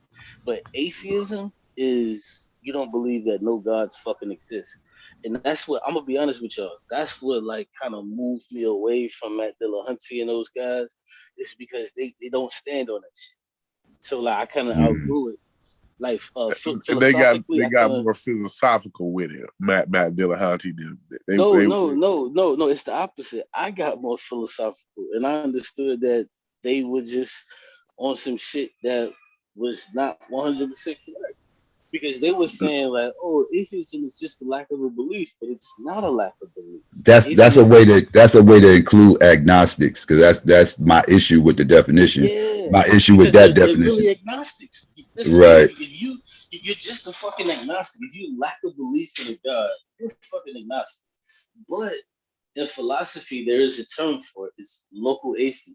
Local atheist. You're just a local atheist. But like, how can you say on one hand? Because this is what Matt Dillahunty does, and this is what kind of as I began to move onto the philosophy realm, this is kind of what moved me away from Matt Dillahunty because he'll say shit like, "Oh well, I lack a belief in a God, but it's possible that there could be a God out there." Well, you're just a fucking agnostic. You're not an atheist at this point. When you become an atheist, you don't believe that there's a God that's out there. But Matt Dillahunty will say, well, it's possible that there's a God out there. But That's agnostic. yeah, it's agnosticism. But he'll even go so far to say, like, the God of the Bible doesn't exist. Okay, well, you're just a fucking local atheist. Like, and I'm gonna tell you, I know people got a lot of problems with Steve McCrae. Steve McCrae comes off as a fucking agnostic, but the dude's an atheist. I don't even know why he's still playing. I get on him about that all the time. Yes, I have messed with him, I don't teased him know. about that. He gets mad too, but I have messed with him about that. Like, you an atheist, right? Like, no, I'm not an atheist. I'm not an atheist. Like, you be sounding like atheist to me. Yeah. But listen, I've been listening to Steve for probably about 3 years, and this brother, like white brother at that, he's very fucking intelligent when it comes to logic, and he always, if caps, if you will, for atheists. So like he never puts out arguments for agnostics, like agnosticism. He doesn't do that. He always puts out arguments for atheists, and it's like, bro, you're a fucking atheist, bro. Like, why are you even sitting on the middle of the fence of this shit? That's my only problem with Stephen Craig. Is like he doesn't just come out and say he's a fucking atheist because like I'm gonna tell you, bro. Like Stephen Craig, I know he's had problems with mad people and he still has problems with people in the community today. But that dude is fucking intelligent, bro. Like he knows what the fuck he's talking about. But he just has like these social issues to where he can be rough around the edges. He can be rough around it. I ain't never had no problems with him. He ain't never give me no issues. But yeah, I see how he can piss some people off. I do see it. Yeah. But so how you feel about what's your stance on the whole? Have you been listening to the Egypt conversation there, Psychopathia? No, I haven't. No. What was the conversation? So it's been a long conversation. Is it about Egyptians being black? Yeah. Oh, okay. So, I don't know if you've heard any other arguments on that at all or whatever. Man, my sinuses is going crazy right now. So I'm sorry. Wait, give me 1 second. Give me 1 second. My phone's ringing. Hold on 1 second. Yeah, my sinuses is going crazy. They getting worse and worse. I already know I'm sounding crazy right now. Probably. Yeah, I just came off from cold, so like I'm like my shit is still kind of fucking with me, but you know I'm vaccinated and I'm good. I ain't gonna lie, man. When I first caught this cold, bro, I ain't gonna lie. I was like, fuck, bro, I got COVID. I'm sicker than a bitch. I can't move. I'm fucked up in the game, bro. I was scared to death. I'm like, I got vaccinated, all of this shit. So yeah, it fucks with you initially, but you'll be alright, bro. Yeah, no doubt, man. Yeah, my fault. I'm back. What you were saying about Egypt? What was you saying about Egypt? Yeah. So we've been having, I don't know if you've been listening or whatever, but we've been having, not really today, but you know, over the past streams or whatever, we've been having this Egypt discussion. And you know, with the Ahmed Ra squad or whatever. So I don't know if you've heard any of it, but I just wanted to know, like, what was your take on that? About the Egyptians being black, about the whether or not the Egyptians were black. Oh, that's a controversial topic right there. I feel like the Egypt was conquered by many different nations over different time periods.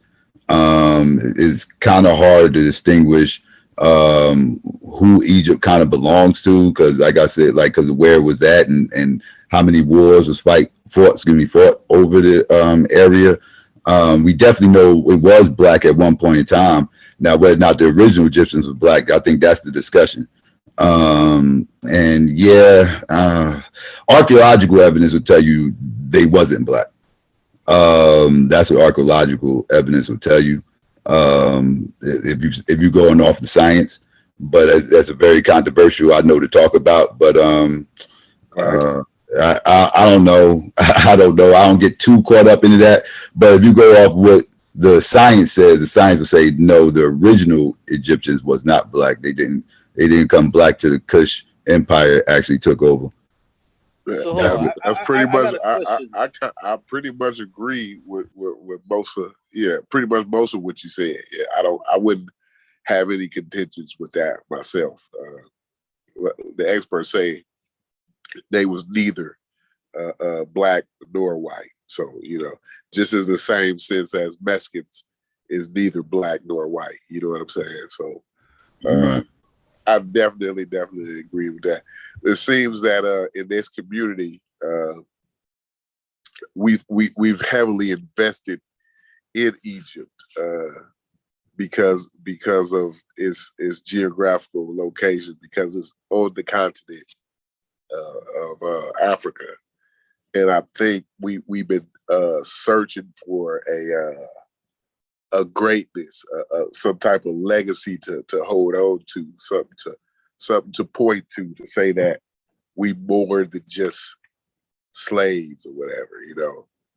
And I think Egypt was the wrong thing to do. I think we finding out now that Egypt was the wrong way to go. I can't fault the ones in the past for using whatever tools they had available to use to fight against some of the things they fought against, the racism, white supremacy, and all that, right? But you know, we have to move forward. You know, you can't stay stuck and not be willing to admit where we were wrong at. You know what I'm saying? And just move on with it, you know. Like you said, the old scholars, they did what they could with the best tools they had at the time, right? You know, science advances over time, and you learn more things as science advances. You know, so like you said, I don't blame them or they scholarship, because at the end of the day, or they research or whatever, they field work, everything. Like they did what they could do with the best tools they had at the time, and they drew up their hypothesis, and you know, they stood on it. You know, and that's that's what's up. But, you know, again, as time goes on, you know, and as more evidence comes out, you know, you got to start to kind of concede the evidence once it starts getting peer reviewed and everything else, unless you just don't trust the science at all. You know, and most of them don't, you know, because in this community, you know, it's the white man science. I don't know if have you heard that term? Yeah, man. If you were atheist, you heard that so many times. You can't even count. Yeah. So, hey, but I want to say this though. Go I, ahead. I, Go I ahead. want I want to say this though, man. Like I know it's difficult for a lot of these brothers such as Wuja who has learned the language and things of that nature. Brother like Smash Rockwell, who's entrenched himself, and a lot of these brothers. But like when I take what Corey says, he says, "Yo, it's been concluded that they were not black or white." This is part of the reason why they run up under that banner of they were North African. So we would all agree that they were North African, but nobody would go to fucking Chad and be like, yeah, they're black people. No, we wouldn't do that. We would be like, yo, those fucking Arabs. We wouldn't like we would say that with conviction and wouldn't have a problem. Oh no, those people, no, they're not black.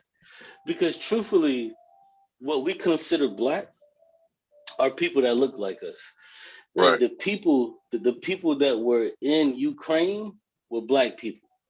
If it was a bunch of fucking Egyptians who were lightly melanated, we wouldn't be caping for them.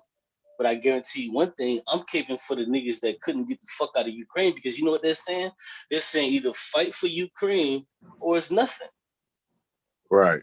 Yeah. And it's like, hold on, like you mean to tell me we don't have access to everything that Ukrainians have access to, but you want us to stay here and die for this shit? Yeah. Like, no. Yeah. You know what I'm saying? Like, so when we start to talk about what a black person is, like the people that believe that the Egyptians were black, they're muddying the waters because they're so invested. And I'm just gonna go out and say it, bro. I don't give a fuck if nobody don't like it. These niggas is muddying the waters because they want people to like Wuja. No disrespect to the brother at all. I have no disrespect. I have a great, immense respect for that brother. I think he's very intelligent, but I think that he's trying to sell books. He's trying to sell courses. He's hustling all of that shit. But the moment that we realize, like, okay, let me ask this question: why is the 25th dynasty so like revered so much? Why is it revered? They was known as the Black Pharaohs. Exactly. So why, if that shit is revered because it's known as like the Black Pharaoh, I just don't get this shit, bro. Like, why niggas can't just come out and say, you know what? Listen, I guarantee you, if you ask them about the 25th dynasty, they'll say, yeah, they were black. But anything else, the water is muddied. It's like, I'm on this side, I'm on that side. I'm just going to tell you that they're African. No, the 25th dynasty was black. There ain't no fucking way around that shit. They were black. But this other shit, it's like, come on, man, give me a break. Yeah, that's what I'm saying. And that's where I wish you would have heard Sheffer's conversation with Wuja earlier. Can you on play Smash the show. Man, I'm gonna look for it. I'm gonna look for it real quick and see if I can cue it up. I'm on my computer. I'm on my computer, so if you want me to play it, I'll play it. Yeah, go ahead because that's talking about on Smash show earlier, right? Yeah, it was on Smash's show earlier. Let me see. Let me see. I was watching it. Find it. Yeah, Chef is like I'm gonna tell you, man. Yo, this is some crazy shit. You ain't gonna believe it. I smoked some trees the other night, right? For like the first time in 10 years. No, I don't believe that. I don't believe you did that, Q. Bro, I swear everything, bro. I smoked some trees for the first time in 10 years. Like that night I came on a few nights ago, I was on this peace shit and love shit. Bro, I was higher than a hippie. Like I was fucked. I bet you was analyzing everything, wasn't you? What, bro? Listen, I'm gonna tell you, and this is another thing I want to say. When that nigga Wuja come with this, what did he call it? Deputy shit, not deputy, but deepity shit, bro. Yeah. Bro, that tells me niggas is smoking too motherfucking much. Niggas ain't really like living their fucking shit. Cause I'm telling you, bro, like I do not smoke. I ain't smoked in 10 years. I smoked the L, bro. I ain't gonna lie, bro. I seen the goodness in every single person. And I was like, damn. It's so different because when I be drinking and be chilling, I be seeing ops. But when I was smoking, I was like, oh shit. Yeah, it's a different vibe. Yeah. I see the love in everybody. I'm like, yeah, maybe I need to start smoking more. So I caught me an OZ and I'm chilling. Right, I hear you. I see you. You're a different cube now. I see you. Yeah, bro. I'm telling you, bro. I've been burning now. Like I'm different now, bro. It'll mellow you out. It'll mellow you out, bro. Yeah. Bro, like, see, and that's the thing with that deputy shit. You do look at shit differently, bro. Like you do look at things deeper. Like there's another page when there ain't no other fucking page. Like the story's ended. But I swear to God, bro, I was like, damn. Yeah, like the man would be like, yo, have you ever seen a $20 bill? But have you ever seen a $20 bill on weed? Backwards. Yeah, that's now you see good. us fire in the bushes and all kind of shit, man. Yo. It's crazy, man. That's what a deepity is. That's a classic deepity right there. Like that's what that is. You know what I'm saying? It fucks with you, bro. And I'm telling you, bro, that shit fucks with you, bro. Like I'm gonna keep this shit a buck, bro. When I was smoking that shit, I don't know what the fuck just got into me. I was like, you know what? Let me just smoke an L tonight. Hollered out my nigga, brought the shit through. I'm smoking this shit. I got on with y'all niggas, and I'm just like, I saw shit totally fucking different. Like the way how I used to see shit, cause you know how I come in. That's how I got blocked. I come in, I got an argument for niggas. I got shit I want to say, but that night, bro, I was just on some shit. Like I was just listening, and it felt so good to listen to what niggas said. I never wanted to listen to niggas so fucking bad, but that night, bro, I listened to niggas, and I was like, I'd rather listen more than talk. But when I be on that, nigga, I want to hear what you got to say, and I want to respond and get you the fuck out of there, like. I ain't even gonna hold you, bro. I ain't even gonna hold you. Like that shit had me on some different shit. But that's that deputy shit.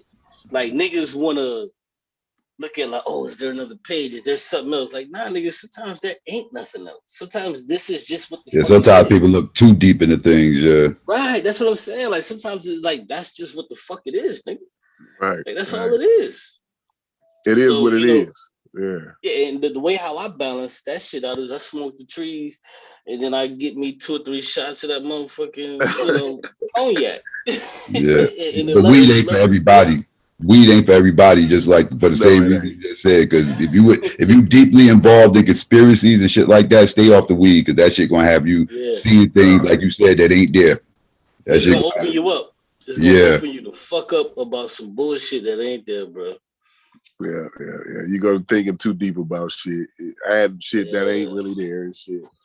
Yeah, but Shefford, man, I'm gonna play. Oh, you found it? Yeah, I got it. Okay. Let me do this. Oh, they just stopped streaming. They did like a 6-hour stream. I'm looking at it right now. Yeah, that nigga Smash, man. Like, let me say this real quick. I know y'all went through it, and I ain't trying to bring that back up, but that nigga Smash is like, he seems like a good brother, man. Well intentioned, but I'm an atheist, so I don't have to take this stance, but I don't agree with none of that shit the niggas be talking. You know what I'm saying? That's just me. As far as like what the Egyptian shit. Yeah, like because like okay, perfect example. Like you have niggas like Sunjetti and what's the nigga name that be on HOK all the time? Jabari. Like these niggas believe in this spiritual shit. I don't believe in that shit. Like it starts becoming a little religious with some people, right? Like a little bit of religion. Yeah, like and listen, but see, this is the funny part. Like it's no disrespect to them. Like when these niggas debate, these niggas can really be on your motherfucking ass and really get you the fuck up out of there. And like you have to pronounce it and say, yeah, these niggas is on point with what they do. But I just be looking at this shit like, really? Like, listen, this is what I said the other night. I said the only motherfuckers who are conscious are atheist people. Like people are, these are the only conscious niggas. All of these other niggas talking about they're conscious, bro. Listen, we could debate about that and we could go back and forth, but the only people that I truly feel are conscious are atheists, though. And like I said, I could be debated and we can converse about that, but like I just don't see. But you got to qualify that. But all atheists ain't I can't qualify. No, but all atheists ain't conscious though. You know what I'm saying? So we talked about, you know, how you can disagree, brother. I disagree. You can be an atheist and be a flat earther at the same time. You know what I'm saying? But hold on, but we dealing with consciousness though. If we talk about consciousness, yeah, you can be a flat earther. That is true. But you are conscious to the bullshit that goes on. That's what allows you to even be a flat earther. That's weird to have an atheist flat earther. That's weird. Because most flat earthers are flat earthers because of biblical scriptures. Yeah. But a lot of flat earthers is just, you know, think that, you know, it's a conspiracy, like the science is out to get you, and you know, they didn't really fly. They all believe that. Yeah, they all believe that. Yeah. Hey, hold on. Let me say this. Let me get some love to the chat because my brother Donnie Williams say, didn't Q try for the Amaran squad? Yes, might, maybe, and I didn't make the cut. This is why. Oh man. So no, I didn't make the cut, my nigga. And I don't think we're gonna listen to what my man Sheffer said. Yeah, go ahead. Yeah, go ahead. I'm gonna mute up. Let me see if I got it in the right place though. All right, so it was, you had to be coordinated by the okay, this was a little bit later. By that, let me go back. Kingdom citizen, right? Versus practicing or being a part of the British culture. You could just explain what you were saying. Yeah, so what I'm saying is that, can y'all hear Q? Those guys that y'all don't like to call Nubians, yeah, I hear it now. They were from a separate kingdom or nation called Kush, or that might be wrong according to y'all. Even the name, even the kingdom of Kush might be wrong. You dig what I'm saying? Well, let's hit it. Let's hit it now. So no, that's right. So we don't have to do that no more. So Kush is a real kingdom. Yeah, Karma is too. There we go. There you go. All right, go ahead. Now, right. So they came from that place. So at that point, they were foreign rulers that occupied Egypt. Now, taking on the customs of Egyptians, right? Sitting in that's like if somebody come over here and take over and they sit in the Oval Office. You dig what I'm saying? That does not make them, you know what I mean, American. That would be a Russian foreign ruler. And when they lost the war, right, they went back home to where they came from. So just like other people came into Egypt as rulers, right? We don't call those people Egyptians, right? We call them foreign rulers. Now, Kush and Egypt had a lot of cultural overlap, right? So a lot of the things were similar. They were contemporaries and they were very close neighbors. So it was a lot of overlap in culture, but it don't mean that those people was the same people. They were Kushites and they were Egyptians. The Kushites occupied Egypt for close to 100 years as foreign rulers in Egypt. That's my standpoint. They wasn't Egyptians in that sense. Okay, so let me ask you a question. All right, let me ask you a question. Now let me pause right there. So now Sheffer's point was clear, right? Like that, I don't have any, like, I'm not confused about what he said. You know what I'm saying? Or what he meant by what he was saying, right? Now, instead of Wuja actually addressing what Sheffer said, he wants to do some sort of exercise on the side that doesn't have anything to do with what Sheffer said. So now it's cloudy. Now watch how it gets cloudy here. What makes an ancient Egyptian? Give me at least 3 things. I don't know. Oh shit. shit. Okay, so you would know better. I mean, because my explanation, I feel as though was clear, and I think you get it. Like, so anything past that, you can explain it. And right here, and Sheffrin is always good at this too. He always like keeps it. I gotta get with Sheffrin and Thunder. Thunder, they always do this. They got a real simple way of doing shit, and it is always clear, but it's hard for the Egyptian dudes. You know what I'm saying? They don't want to address what he said. So Sheffrin comes back. He says, "My point is clear on what I said." And now, but Wuja, he doesn't want to talk about Sheffrin's point. He wants to do an exercise on. He wants to hit Sheffrin to give him 3 things that makes you an Egyptian citizen, right? And that's not what he's talking about. He's not talking about filling out paperwork or becoming an Egyptian national or whatever. You know what I'm saying? Like, his whole argument was very plain there, but I will continue on a little bit. No. I'm asking you a totally separate question. I'm asking you because I'm not. So Sheffrin made a point, and instead of him addressing that point, he's going to ask him a totally separate question, right? And Unc ain't even jumped in yet. Wait till Unc jump in, because Unc is going to really cloud up the whole thing. Like, in your head, I don't pretend to be telepathic, right? And I don't know what you study and what you know or may not know. So that's why I'm asking you, based on your studies and your knowledge, what makes an ancient Egyptian an ancient Egyptian? If you can give me 3 things, I would appreciate it. Ancient Egyptian would have probably been born in Egypt. That killed it. That killed it right there. Sheffrin really didn't know. He didn't realize, but he killed it right there. One of the main things what makes you an Egyptian is being born an Egyptian, right? That's one of the first things that would come to my mind. Even before Sheffrin said, when he asked him that the first time, that was the first thing that came to my mind, and I'm trying to figure out, like, why did he say that? You know what I'm saying? But we're gonna move on. Let's go on. You know, like the same things that will make me an American. Like, I mean, I think those things would, it would be similar. The things that make me an American would make an Egyptian an Egyptian. Okay, so if your answer is to analogize American, you know, how we do with American with Egypt, right, then what you said before needs to be adjusted, because although people can come from a foreign territorial country, they can come into Egypt and become an Egyptian. Yes or no?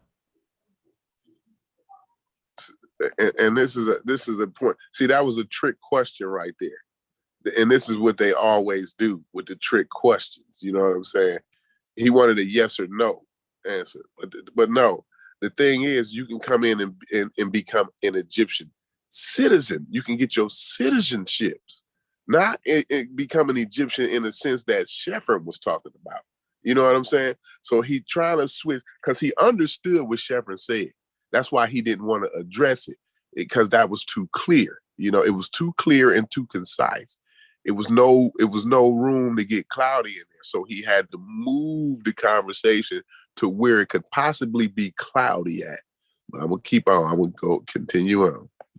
Yeah, but not in the same sense though.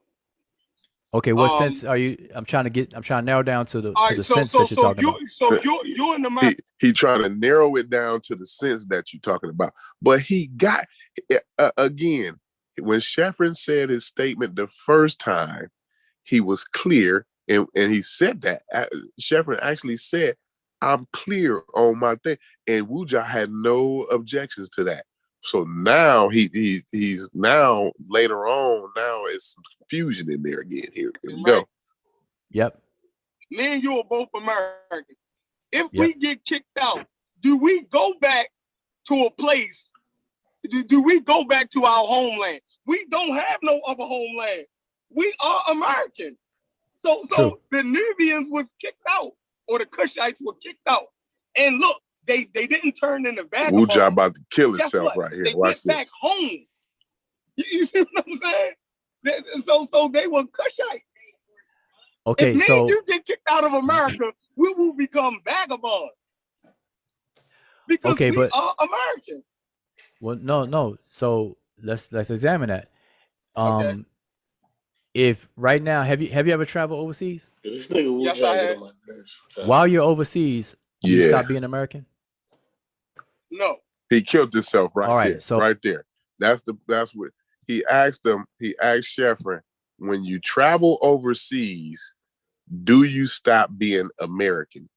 Sheffrin said no. And that was his whole point. That was Sheffrin's whole point from the very, very beginning, when those Kushites went into Egypt and became foreign rulers. At no point in time did those people stop being Kushites. That was his whole point. So Wuja already, see the thing, this is what I be saying about the whole, why it's a dishonest cube. This is why I said it's a dishonest conversation, because Wuja already agreed. Hold on one second, y'all. I'm gonna play some more of the video. Y'all just give me 1 second here for it quick.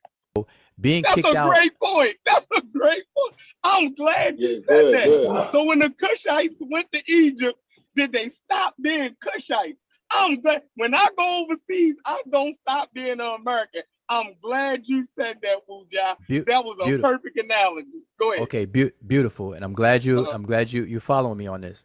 So when you leave America and go on vacation or leave it for whatever reason, you don't stop being an American, No. because of that fact. And likewise, how you said Kush, a person of Cushy nationality.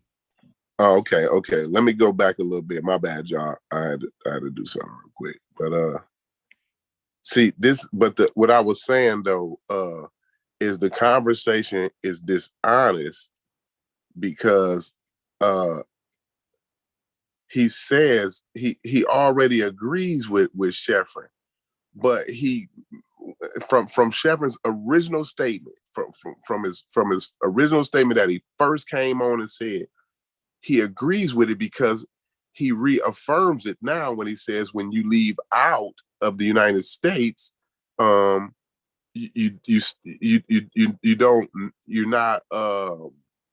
still a United States citizen. You know what I'm saying? You're still an American. When you go on vacation, you don't stop being an American. Or when you like I got dual citizenship, I'm still an American though. You know what I'm saying? But like I say, I have protection and rights in another country. You know what I'm saying? But I'm still an American though. You know, it never stopped me from being American. I was born here. You know what I'm saying? So he already agreed. But what he did was he started asking questions as if he didn't agree, but he never said he didn't agree. But he started asking all of these questions when it could have been simple. He could have just kept it clear and kept all the clouds out of it and said, you know what, Sheffrin, I totally agree with that. That's you're right. They was foreign rulers when they came in, and you clear on that. Because Sheffrin asked him, now I'm clear on that, right? Wuja, he had questions. So that meant he wasn't clear. But in actuality, he was clear. That's the dishonesty right there that gets me frustrated, that gets Sheffrin frustrated. And I think Cube was elaborating on that too, that he gets frustrated by that too. You know what I mean? But bro, these niggas, listen, man, these niggas is always for to do that. Like, yeah, I gotta be real with you. There is no time in history or in the future where these niggas are not gonna do that. Because, like you already said, they have invested something, and that is time. Now watch. Here go okay, go ahead, Q. But I'm queuing up Unc though. Go ahead. Yeah. So they've invested their time into this shit. Even when they come to this nigga, like this nigga is so fucking savage and reprehensible that he would even fucking sit back and allow these niggas to see this shit. But when he disagrees with them, this is like I'm telling you, bro. Like niggas, like this is what bothers me about this shit, because he knows, like, yo, these niggas have books to sell, they have tours to sell, they have all of this shit to sell. So why the fuck would you, as a person, like why the fuck would you even get involved in that shit? Are you getting some kickback, nigga? Like what is it? No, the thing with Unc is, like, he fight back sometime, like, every now and then. No, listen, bro. Listen. You bro, gotta understand, bro, listen, I agree. Friends. Listen, I agree with. Bro, listen, I totally agree with that. Does fight back on a lot of these issues, but on this issue right here, this nigga is signed, sealed, delivered. Like he's signed, sealed, and delivered. And my thing is, like, why the fuck are you doing this, bro? Like, why the fuck are you doing this? And I'll be frustrated with him too. I swear, like, this is our whole argument. Like, me and Sheffrin, believe me, like, all day long, like, we argue with this nigga over this very topic right here. Like, bullshit. So he should understand what the fuck, like, he's walking into. Like, niggas is not finna agree with this shit, man. Like, come on, man. I just don't agree with it. I don't give a fuck what that nigga talking about. Like, I don't agree with it. He doesn't agree with it. He just does it because those are his homeboys. Like, I'm gonna say that, bro. I'm gonna say it again and the fucking again. Like, he does it because those are his homeboys. And that's his friends, you know what I mean? That's his friends. Yeah, but listen, you know what, Corey? I'm gonna be honest with you, bro. If me and you was friends and we was down like full flat tires, bro, I wouldn't agree with you on this shit, though. I just wouldn't. No. I wouldn't either. Like, me and Sheffrin don't agree on everything. Like, I love Sheffrin, but sometimes he be out the window with shit. But I'm gonna let him know, like, yo, I'm off the boat with you on that one, Sheffrin. So what does that tell you about a nigga? If a nigga is finna go along with some shit, you know they're wrong about the shit. He knows they're wrong about it, but he's still going along. What that tell you about? No, because he got the same amount invested. This is what I'm saying to you, Cube. Like, okay. Well, hold on. Okay, hold on. Would I be wrong in calling him a sucker ass nigga at that point? Yeah, you'd be wrong for that. You can't. How the fuck? See, that's gonna get you kicked out. He gonna come on here, Cube. And then you gonna get kicked off in the battle again. I wouldn't even go down that road. Let me play. Let me do this, Cube. Let me do this, Cube. I'm gonna play some more of the video, and we'll discuss more of the video. All right, but I do want to talk about this. Just how a foreigner can come to the United States and become an American. And just like you can leave the United States and where permissible, you can become a citizen and a member of another nation and have dual nationality, right? Mm-hmm. So people who can be from Kush can come to Egypt and be nationalized as an Egyptian. Just like in Egypt, somebody could be born and raised in Egypt, leave and lose their nationality, only to return back later in their old age. And by the way, Wuja is slick. He kind of, I don't know if anybody caught it. See, I'll be catching this shit because I've seen this in the great debate community already. You know what I'm saying? He switched it up in mid-sentence on him. Like, he kind of... Bro, he gave niggas... Bro, listen, Wuja gave niggas an out. He gave niggas an out just that fast. He gave niggas an out. Yeah, but he switched it up. Like, yeah, he like, okay... Because Sheffrin already killed him with the fact that, yo, when you leave America, you don't stop being an American. You know what I'm saying? So, but that was his point. That was the point that Wuja was going to try to make at first. You see what I'm saying? But he killed his own self with it. But his point was going to be, now that these Kushites are ruling in Egypt, that makes them Egyptian. You know what I'm saying? And that's not the case at all. At no point in time did those Kushites stop being Kushites. You know what I'm saying? And so now his argument is not what he was beginning it to be. He switched it. But yeah, I caught it. I don't know, y'all. The people, I can't see the chat because I got my screen up or whatever. But boy, y'all in that chat, boy. Y'all something else, man. Y'all something else, man. Yeah, niggas is taking shit. Woo wee, boy. I thought we try to tell y'all, like, you have to, you can't take shit for face value because it's this person who said it. Well, Wujai, he knows the language and he studies it, and he knows the hieroglyphs and all of that. You know what I'm saying? All of this type of stuff. And he goes step by step, and he goes slow it down and all that. So everything he says is what it is. But anyway, let me continue on. And gain it back, like the tale of Sinuhe, as I mentioned earlier. So I'm glad you brought up that analogy comparison because it's fitting in both scenarios. So that's my point with you is that when people separate, say, no, they're Nubians, you can't say, no, they're Nubian. You say, okay, they're also Nubians, even though they call themselves Nubians. You may call them Kushi or people of who you can't hear Kush. it? What happened? Oh, people of Kush, but they were also Egyptians. I don't know why. So, question. And that's something that has to be accepted. So hopefully we're clear on that at this point. I don't know. Hold on, let me see.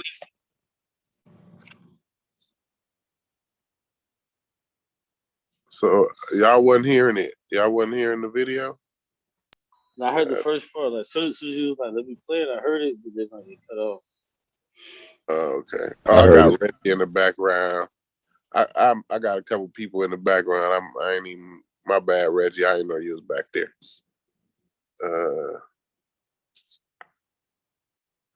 You said you heard it, Psycho? Yeah, I heard it.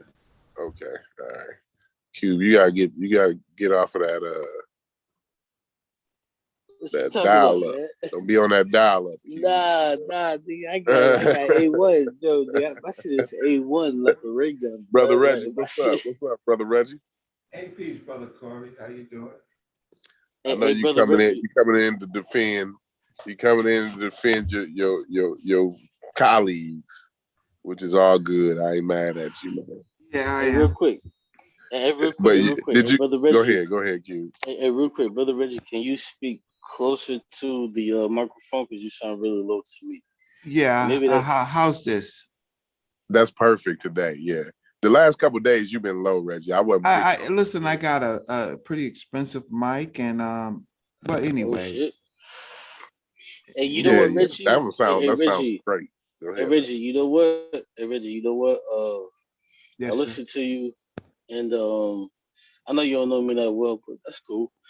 But I disagree with a lot of things that you say. But, that's fine. I listen to a lot of things that you say, and I want to get you a dope ass mic. So I got a dope ass mic. I just okay. Well, it's just that I appreciate it, Q. Yeah. I was just trying to look out for my elder brother, and I fuck with you. So I was gonna just spend some money just to look out for you. Appreciate it. No, you good, brother. No, you good. You good. Like I love your takes. I love your takes, man.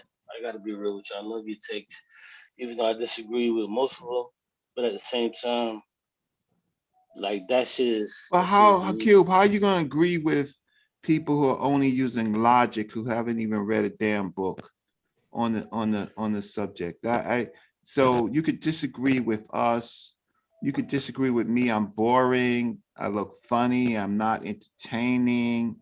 I'm 57 years old, but I'm well read, and you can see that I have debated some of the most popular people on that people revere. So and they, at the end of the day, they always want to come and talk to me to see what I know and challenge. And I come down to this group, which is regular, normal, hardworking Black people, and I put myself out there just to see what's going on. So. Well, let me say this, brother. Unfortunately, you may have misunderstood what I said, because what I started off with saying was that I want to purchase a mic for you to where you can actually be heard, you can enunciate, so people can actually hear you. So I don't know what you heard initially. No, but I heard was that. actually I have a dope ass mic. It's just that maybe I don't have a dope ass computer. So Oh, hey, listen. And you know what's so dope about that? And you know what's so dope about that is that if you don't have a dope ass computer, I'd be willing. Because listen, I'm gonna tell you, I'll be willing to give you a graphics card or whatever the case may be because I'm very um consistent and I know a bunch about computers, so I'm willing to help you out with whatever you need. I I So I, I appreciate that. I also have a degree in computer science and worked 16 and a half years as okay, a IT director for a law office. okay. It's just that I'm not rushing. And good brother, I'm not gonna be on this on these chats for a while. I'm only doing it for a little while. So that's why I'm not anxious. He just trying to help jumpstart the pseudo killers. You know what I wanted. Well, I want to tell you this, brother. You know, my first introduction into the conscious community, you were always there, and you've always spread light and shed light into a bunch of situations and or conversations. So I've always fucked with you, but I'm just telling you just small things that I'm willing to invest in you because I think you are a great mind. So I'm not saying this to try to. No. I mean, I listen, brother. I appreciate that beyond more than what you need, what you're saying. So I respect that, but I wanna get to what we are all here for to drag Corey and his bullshit while he's So Reggie, let me ask Okay. you then, Reggie. So you right to the bullshit. Okay, well let's get right to no, the no, bullshit. not yours, to Corey bullshit. No, That's no, why- that's cool. No, hold on. Hey, but listen, though, I'm gonna tell you right now, like I rocks with Corey. That's my nigga. So I'm like the sixth man. So Get out the I'm with fucking all- get out the fucking way, Q. Nah, listen, bro, listen, I can't do that because when you fucking with Corey, you kind of lightweight fucking with me. You're So, gonna get shot. So that's my all man. offers Hey, are listen. off.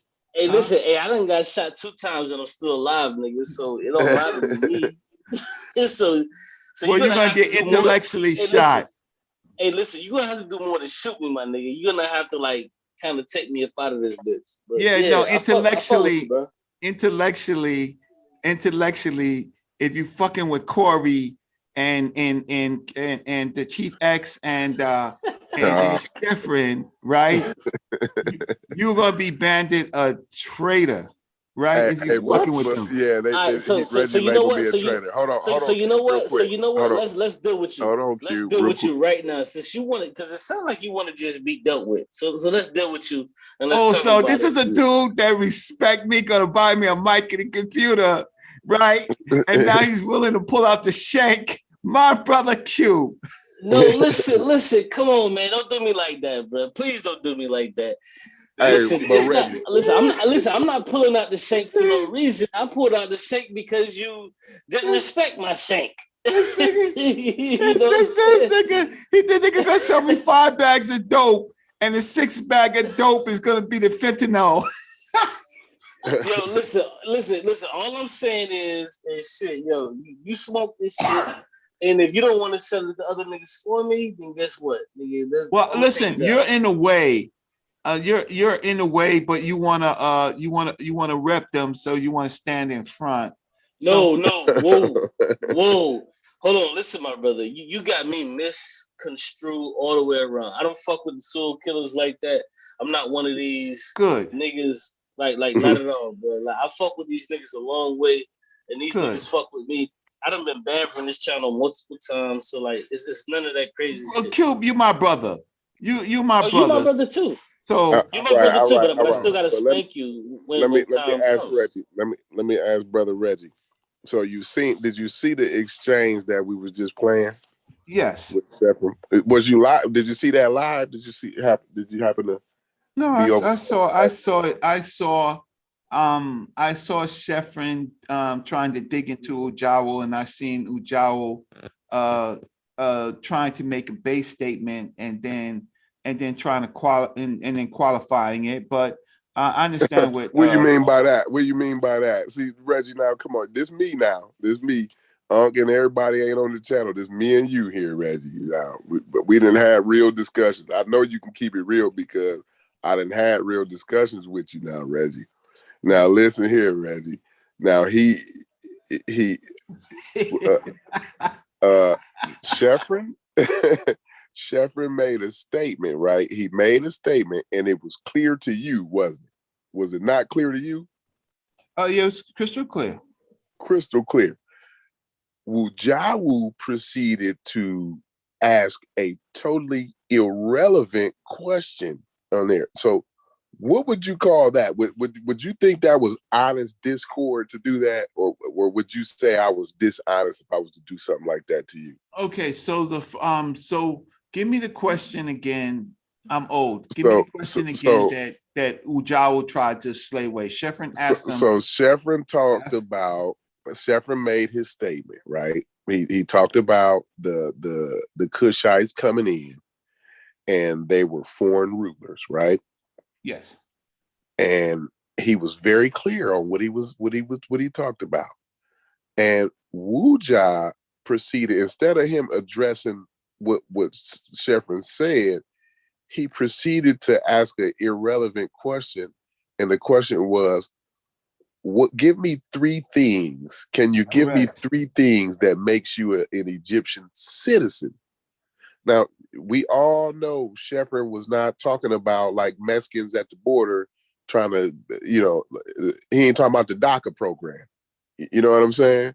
Right? So Wuja switches the instead of saying directly, all Ujawo had to do was say directly, because he knew that Sheffrin did not know. So he tried to change the wind. And so he should have just told them what it takes to be an Egyptian directly. He should have. No, he tried 2 things. He tried that. He pulled that one too. But the thing is, like, these people were foreign rulers. They never stopped being Kushites. It was Sheffrin's point. That was his point. There was not a time where those people. Okay, so ask me the question. Being Kushites. So listen, you have me on a platform, and I'm Resume Reggie, right? That's what they call me. So did they stop being? So did they turn into Egyptians? So when Mexicans come over here, right, and they become American, they get their citizenships, right? Do they then stop being Mexicans? No, they have Mexican cultures, ethnogenesis. Right. Okay. So that's a distinguishing point. That's how we can look at Julio, my homie that I grew up with, and I can say he's a Mexican, right? And when I point to him, you know exactly who I'm talking about, right? You wouldn't be confused when I point to Julio and tell you he's a Mexican. There would be no confusion there, would it be? No, but let's talk about ancient. Now, listen to this though. Who was that? James? You gotta mute your mic, James. So let's talk I'm about. I'm going with a line of reasoning here. But you're mixing things. Let's talk about these people that are 4,000 years old, right? So let's talk about them. So what is it to be an Egyptian? It's not to be born in Egypt, because lots of foreigners have always been born in the territory. So that goes out of the window, right? Second, of course. I don't know. If you're born in Egypt, that makes you an Egyptian. I mean, if you're born in the United States, that make you no. See, you're doing a false comparison. Ancient Egypt. Oh, it's different in Egypt. See, here we go. It's always different in Egypt. Yeah, it is different. Why? No, it's not. Right, it's always different in Egypt. Every single time. Right, but you're dealing with people. 4,000 years, starting roughly 4,000, 4,000 to 5,000 years ago, right? And you have them building a civilization. So what is it to be Egyptian? Okay. The first thing is to believe in that concept of order order and chaos, right? Second, Oh no, they can't. How they gonna get in your brain? Second, so now they gotta get into your brain for you to be an Egyptian. They gotta know what you believe. Right. So let me finish. Dude. Go ahead. All right. It just sounds. This is what I'm saying. So let me tell you why I put that first. We just got through talking about deepities, though, Reggie. But listen, I think you're finna get into a deepity. You're getting into you have a chance to talk to someone who was educated by the greats and who also has done research in this. Great is a subjective word. Dr. Ben is a great. Dr. John Henrik Clarke is a great. Like I said, great is a subjective word. They're not great? I'm just letting you know that great is a subjective word. I'm not even going to go down there. I'm being specific. Okay. Yeah. Dr. Leonard Jeffries is not a great? Listen, I don't have an opinion on that. I'm just going to tell you that great is a subjective word. Okay. All right. Well, help me out. Who is your great? My greats don't it's nobody who studies Africa. I don't deal in. Okay, we're talking about Africa. Yeah, Corey, we're talking about Africa. Yeah, you're not great because you know a few things about But we're Africa. talking about the greats in Africa. What do you mean, like Kwame Nkrumah or somebody like that? No, we're the subject. The subject is great too. The subject is Africa. That is a great. The subject is Africa. Right. So people who studied Africa, right, because they did a good job at it, that makes them great in the community. No, not that they did it. Corey, let's just get to the point because right now, Corey. I'm just saying, I told you I didn't want to go down that road. Corey, you're effing up. Reggie, let me ask Corey a couple of questions, right? Good. Okay, so you said Dr. Clarke, Dr. Ben isn't a great. No, I didn't. Okay. Don't You didn't say like that. Okay, hold That's on. so dishonest. I'm trying to get somewhere with you guys' premise, right? Because I'm really trying to, like, I'm always trying to see clarity, right? Just like you guys. So what I'm trying to find out, okay, now what do you subscribe yourself to be? Are you an African American? What do you call yourself? Yeah, I'm an African American. Yep. Okay, so you're African American. So do you subscribe to the African American plight? And if you need me to break that down, then I will. So do you subscribe to like the transatlantic slave trade or any of that? Yeah, I don't subscribe to it. I'm directly a part of it. Okay, so you saying that your ancestry gets to America based on the transatlantic slave trade? Part of my ancestry does. Another part doesn't. Okay, that's cool. So now, do you understand what happened to those who got brought over here over what we would say maybe 300 to 400 years within that time span? Do you understand what happened? I've been living it. I ain't never lived nowhere but the United States of America. Okay, me too. So what we're saying is that the African Americans at one point in time got taken out of literary text, right? We were not allowed to continue historical knowledge or any type of knowledge as far as mathematics, astrology, any type of reading or any type of knowledge for a certain amount of years. Most Africans was not privy to that type of information, right? Yeah. Mm-hmm. Okay. And then even after that, even in the 60s and 70s, we still had redlining and Jim Crow going on. So now we have some ancestors that's coming out of that. This is the premise that we're taking here. So we have some ancestors that are coming out of that, and they're seeking their history. Now, along the way, it's some mistakes that was made, right? But at the apex of the chronology of history, Dr. Clarke, Dr. Ben, Leonard Jeffries, all of them are at the apex of the totality of understanding African history. You don't understand that?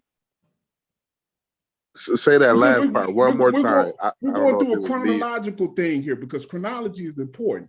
So we're going from the beginning. We're coming up out of slavery. We're understanding that we were looking for our history as a people. We understand that we have some ancestors that are just like us. We don't want to be disrespectful to them, even if they may have made a mistake, because we're supposed to be continuing. No, it's not. See, that's where y'all are wrong at. If these were the greats right, if these are greats right, and they made mistakes, see, the greats want the people coming behind them to either build or correct their shit, right?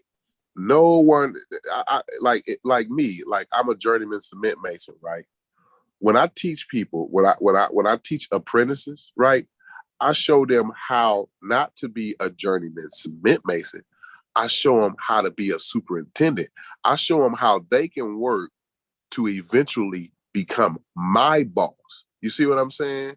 Eventually surpass my knowledge. You know what I'm saying? So it's not great to say, oh, we have to maintain the wrong, incorrect. And I'm not saying they was incorrect or nothing, but I'm just saying, just for an example, we shouldn't maintain things that are incorrect just because one was great or this is our ancestor or we revere one. Okay, I always say my favorite thing to say over here is, let me get you to where we're I'm going to going, tear though, down the things that are sacred to this community. Let me get to where I'm going, though, Corey. So Go what we ahead. mean by when we revere Dr.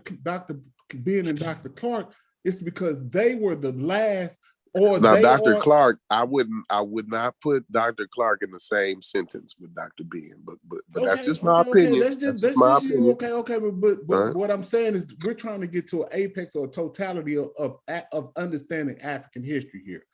And okay, so what I'm going to ask you next is what spiritual system do you subscribe to? Are you a Muslim or No, I don't hold on, subscribe to any. I'm just hold on. Let me ask the question. Uh-huh. Are you All a right. Muslim or are you a Christian or are you a Hebrew? Do you not subscribe? What is your historical stance as far as a spiritual system, or do you not subscribe? Yeah, they all full of shit. Every one of them. Any spiritual system is full of shit. I don't care if it's African, Arab, American, Greek, Roman, European.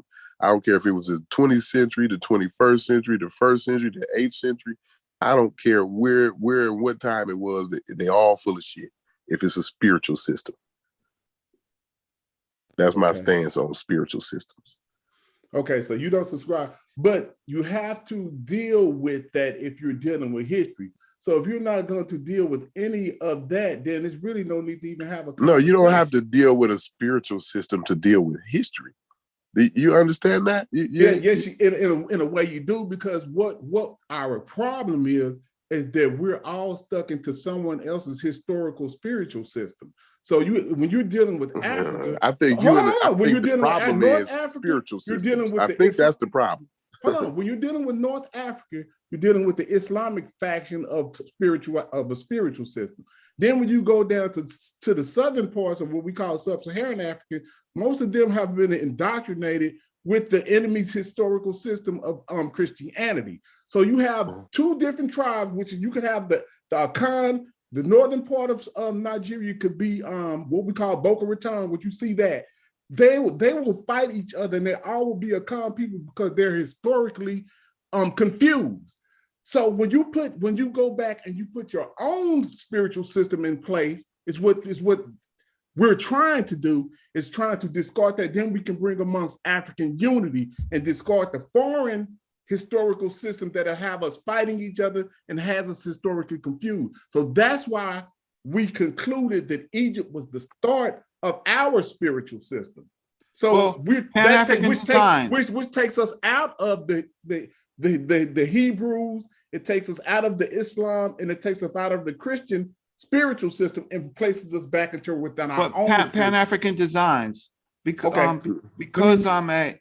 I am a student of Dr. Ben and Dr. Clark, and I have related teachers like Sheikh Anta Diop, who I've never met, but I've heard him speak many times directly on the telephone, and I worked on his book, Civilization of Barbarism, to have it translated into English.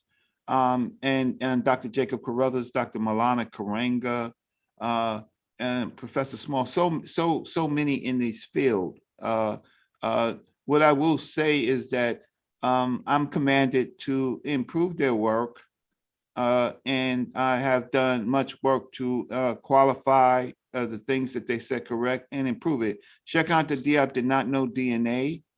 He knew the human genome hadn't been sequenced. He made some postulations. Some of them were right. Some of them were dead wrong. Dr. Joseph Ben Jochanan's his ability in the Medu Neter was that he could read some Medu Neter. He couldn't read whole text, and at that time we didn't have the we didn't have access to a lot of the text itself, right? Dr. Ben said them niggas be speaking mumbo jumbo, man. Yeah, he did, and he's correct. And he's correct. He kept it 100 with that. He kept it 100 right there. And he's correct. And then so Pan-African Designs, I do want to let you know that Egypt inherited their system of religion from Nakata and Nubian A. And so all they did was innovate it. So the system of belief started much earlier. And I'm well aware, Reggie. Excuse me. I'm well aware of the Nubian A group, Nakata 1, right. Nakata 2. I'm already. So no, I'm speaking to you and the audience. A lot of people. The reason why I say Nubian is a racist word. The reason why I say this is because a lot of people who studied Egypt, and I'm not a fan of a lot of people who studied Egypt, by the way. I'm talking about Black scholars. I'm not a fan of them at all, right? They what they did is they posed this system of different dynasties, of beliefs in different dynasties, rather than understanding what the people originally believed in, and they try to make it all one thing. Egypt is never one, is actually one thing. But what I was trying to say to Corey before I stopped and listened to you was that, Corey, the first thing is a sense of what they call Ma'at and chaos. That started in pre-dynastic times. The second, the major, most important thing is to give your allegiance to the king and the kingdom. And then once you do that, then you can be an Egyptian citizen. You could ancient Egyptian citizen. Now the kings now are subject to the same thing. Once that they find themselves out of that order and moving more to chaos, they are killed. They don't die natural deaths. They are killed, and then they look for new leadership. So that is pretty much the cycle. So that means a person from Levantine can come into Egypt and he can become Egyptian, right? He can become an Egyptian citizen. Yes. Well, not Egyptian in a sense that that in the other sense, like not in the sense of the United States where you're born. If you're born in America, you're a citizen. Not in that sense, because if you don't understand the chaos and the and the order, and if you don't give your allegiance to the king, you're someone there that's living in the land.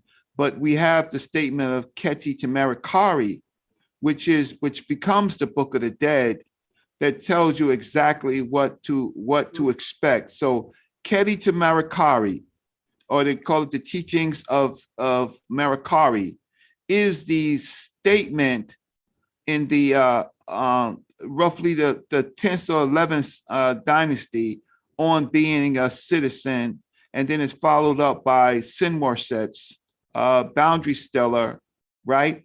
And so those are the statements. So I just wanted to say, and Ujawo gave the concept of insinuate, which he didn't have time to break it down, but Sinue, he heard rumors about the killing of the king, and he bolted. He bolted, and he was in the Levantine area. He was, at that particular point, he was not, he was a former Egyptian living in exile. It was not until the king said, "You can come home," that he became an Egyptian again, right? So I just watch it. You crazy? Yeah, he became a citizen of Rodney. A citizen of what? No, I'm in the chat. My bad, Reggie. I heard you. I heard you, but I was Oh, reading something. Rodney citizenship. Oh, you like anybody that's repping your Rodney shit, you on and popping. So That's popping. That's van shit right there. But that's that. You can make that an NFT, man. You might as well copyright, trademark that. Right. We're gonna get some money off of that. But did you hear what I said? Yeah, I heard what you said. But, okay, that's all I wanted to say. And I don't have a lot of argument with that. I just, some of the language you use, like, fine, they could become an Egyptian citizen. But and what I was talking about, right, Reggie, was in the conversation that Sheffrin was having with Wujawu, right? You're correct, but you're correct. But I think I cured that. So now you're talking to me, right? Oh, okay. You're able to clean that up for Wujawu. Yeah, see, but that's what I'm saying. Though, why that got to be cleaned up? Though it should. Like, the thing is, like, we know what we saying what an American is, right? Like, I'm an American, right? But when my cousins them from Ghana come over here, right, and then they want to get their citizenship, right, they not American the same way I am. Though you see what I'm saying? They can have their citizenship, right, but they ain't never gonna because they don't know the history of America. They don't. Right. They don't. They don't have a culture. They don't have an American culture. Right. I wonder why you so proud to claim America like that. No, I don't. When we start talking about the beginning of our history, them Egyptians, even though we know the people that there. I rarely did that. Like, I mostly rep Ghana, right? So I usually get shit about that. So people usually give me shit and say, well, he ain't really from here. He don't really care about black people. Woo. But now you coming with the opposite argument. Okay, so you from Ghana? No, my parents. I just got dual citizenship. Okay. Yeah. So yeah, but you're only from what region? Not me. Corey, what region are you from? What region is my grandfather used to live in Accra. He got land that I inherited just outside the city. You got two grandparents. Well, my other grandparent is American. My last name is McKinney. Yeah. Okay, so your mother is from Ghana, and your father. Right. She was born there. She ain't really. She just was born there. I doubt. Her family. I probably know more about it than her. You know what I'm saying? That's fine for her. Okay, yeah. So what ethnic group are you? And you're from West Africa? Well, he say he was Fulani, and when I do my DNA, it seems like he was more genetically Nigerian. You know what I'm saying? But yeah. Okay, so he's an immigrant to Ghana. I don't think he realized that, but yeah. I think his parents were. So he's not Akan. I mean, he's not Shante, Fonte, Ewe, Ga. No, he's Fula. He's Fula. So he's an immigrant. So he's a tradesman. He's a tradesman. He came in trading goods, and yeah, his ancestors did. Yeah. So he was born there. You know what I'm saying? Okay, but that's all he knows is Ghana. But that's why I say you can't listen to your grandparents because they don't. You know what I'm saying? Like, it's the same way in America. You know, the grandparents might say he got some Indian in him. Really, some shit was going on the plantation. Huh? You took a DNA test? Yeah, I took 2 of them. Okay, so what was the result? Like, how much African are you? Like, what was the percentage on? 89%. 89%. So you was 89%. So how much European did you have, or did you have any? 10%. So ain't that nothing? Your parents is from Africa, and you got more. No, not both of them. Only one of them. Yeah. Okay. Yeah. Well, either which way, you have more European. Right, because my grandfather, my last name is McKinney, right? That's not an African name, right? Right. So my grandfather was mixed. My American grandfather, the one that was a part of the slave trade and shit like that. Yeah. So I got Irish in my DNA. Right. British Really? Irish to be specific. So do I. Yeah. Yeah, I only have 5% of my DNA. But I see, took a that's test what I'm too, so saying just though. tripping. So when you go over to Egypt, right, and they only got 8% sub-Saharan DNA, right, and I got 10% European in me, right. Nobody will call me white man though, right? So Right. now, and I got more white man in me than the Egyptians have sub-Saharan in them. But that's the invading. That's why I'm gonna kick you down the goddamn fucking hold hole. up, and that's the invading population that you're talking about. You have to see now. You got to show me. This is what I'm talking about, that's brother easy. Reggie. So, You I'm have gonna to kick show you. me where they went. That's I'm gonna the kick invading you population down. that you keep talking about.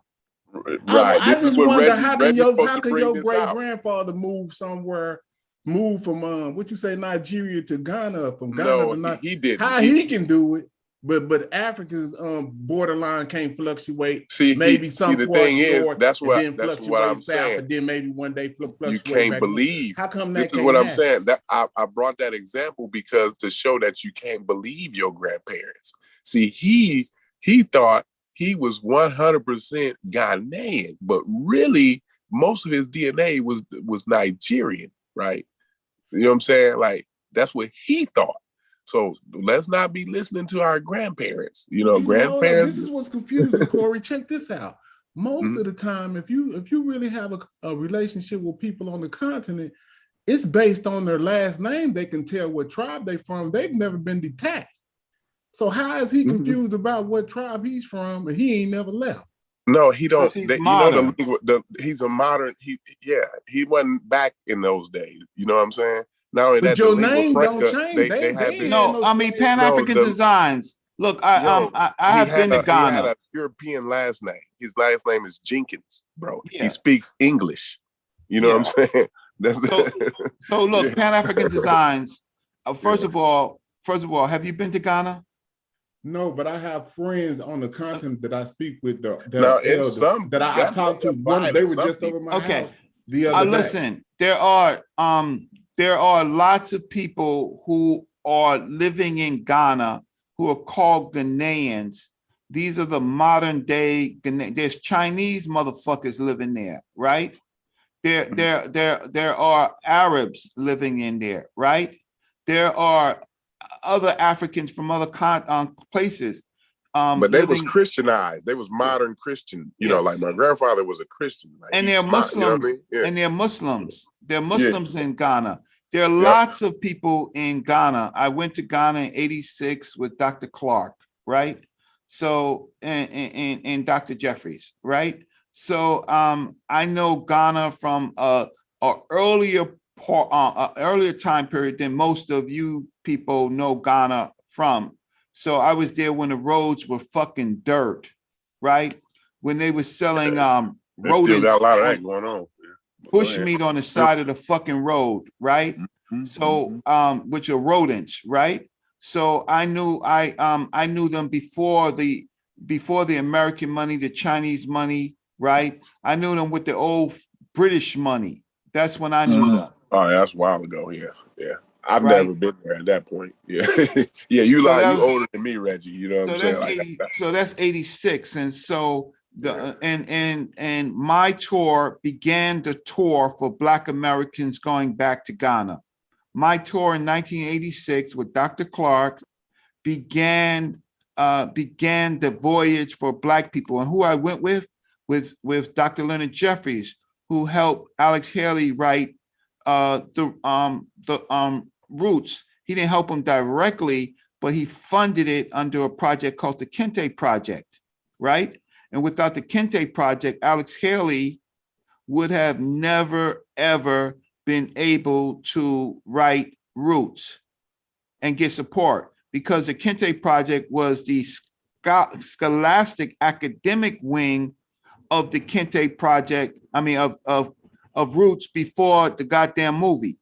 So when the movie took off, Alex Haley pretty much disowned us. And I actually have the file of Dr. Leonard Jeffries and Alex Haley. So it wasn't that the friendship changed, it's just that Alex got paid Then we find out that Alex lifted some things from another author to write Roots, but the Kente Project actually dealt with the transatlantic slave trade. Now, so while the time that I'm on, and I think my time is valuable, most of you do not think my time is valuable, but it is. We don't think that over here, Reggie. At least the pseudo killers don't. We think we appreciate everything you bring to the table. So Corey, Even though I'll be thinking you full of shit most of the time, but I appreciate it's nothing but love. It's fine. It's fine. But the difference is that I have been able to answer some of the questions over the last 7 years that were not answerable. So on the issue of ancient Egypt, I study ancient Egypt, but I'm not no Egyptian. I'm not connected directly to Egypt. See, Unc will never say that. I can't never get Unc to just say that to. I was studying this. Unc would be over with.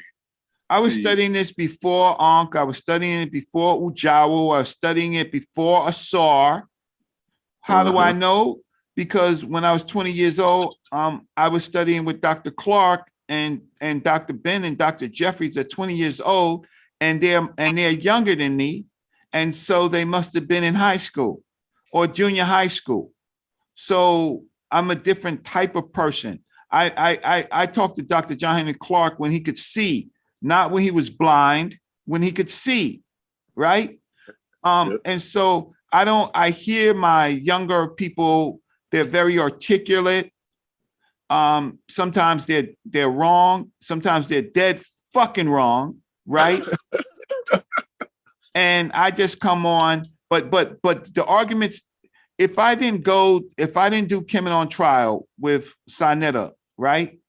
This space would be different, right? I bought the Amin-Ra squad on Jonathan Owens, Smash, Rockwell, Casual. I sought him out, and then I knew of Ankh, but I was able to get Ankh on the platform. At that time, Ankh was messing with Sarasut Seti, right? And I was able to get the Amin-Ra squad on to present. Now, so you're looking at the person who is the author of many of the conversations that we are having. I hope you know that, Corey. Do you know that? I understand that, Reggie. I understand that you definitely are one of the originators of these different discords. So definitely. So you have a chance to bust my ass, Corey. Right. You have the unique.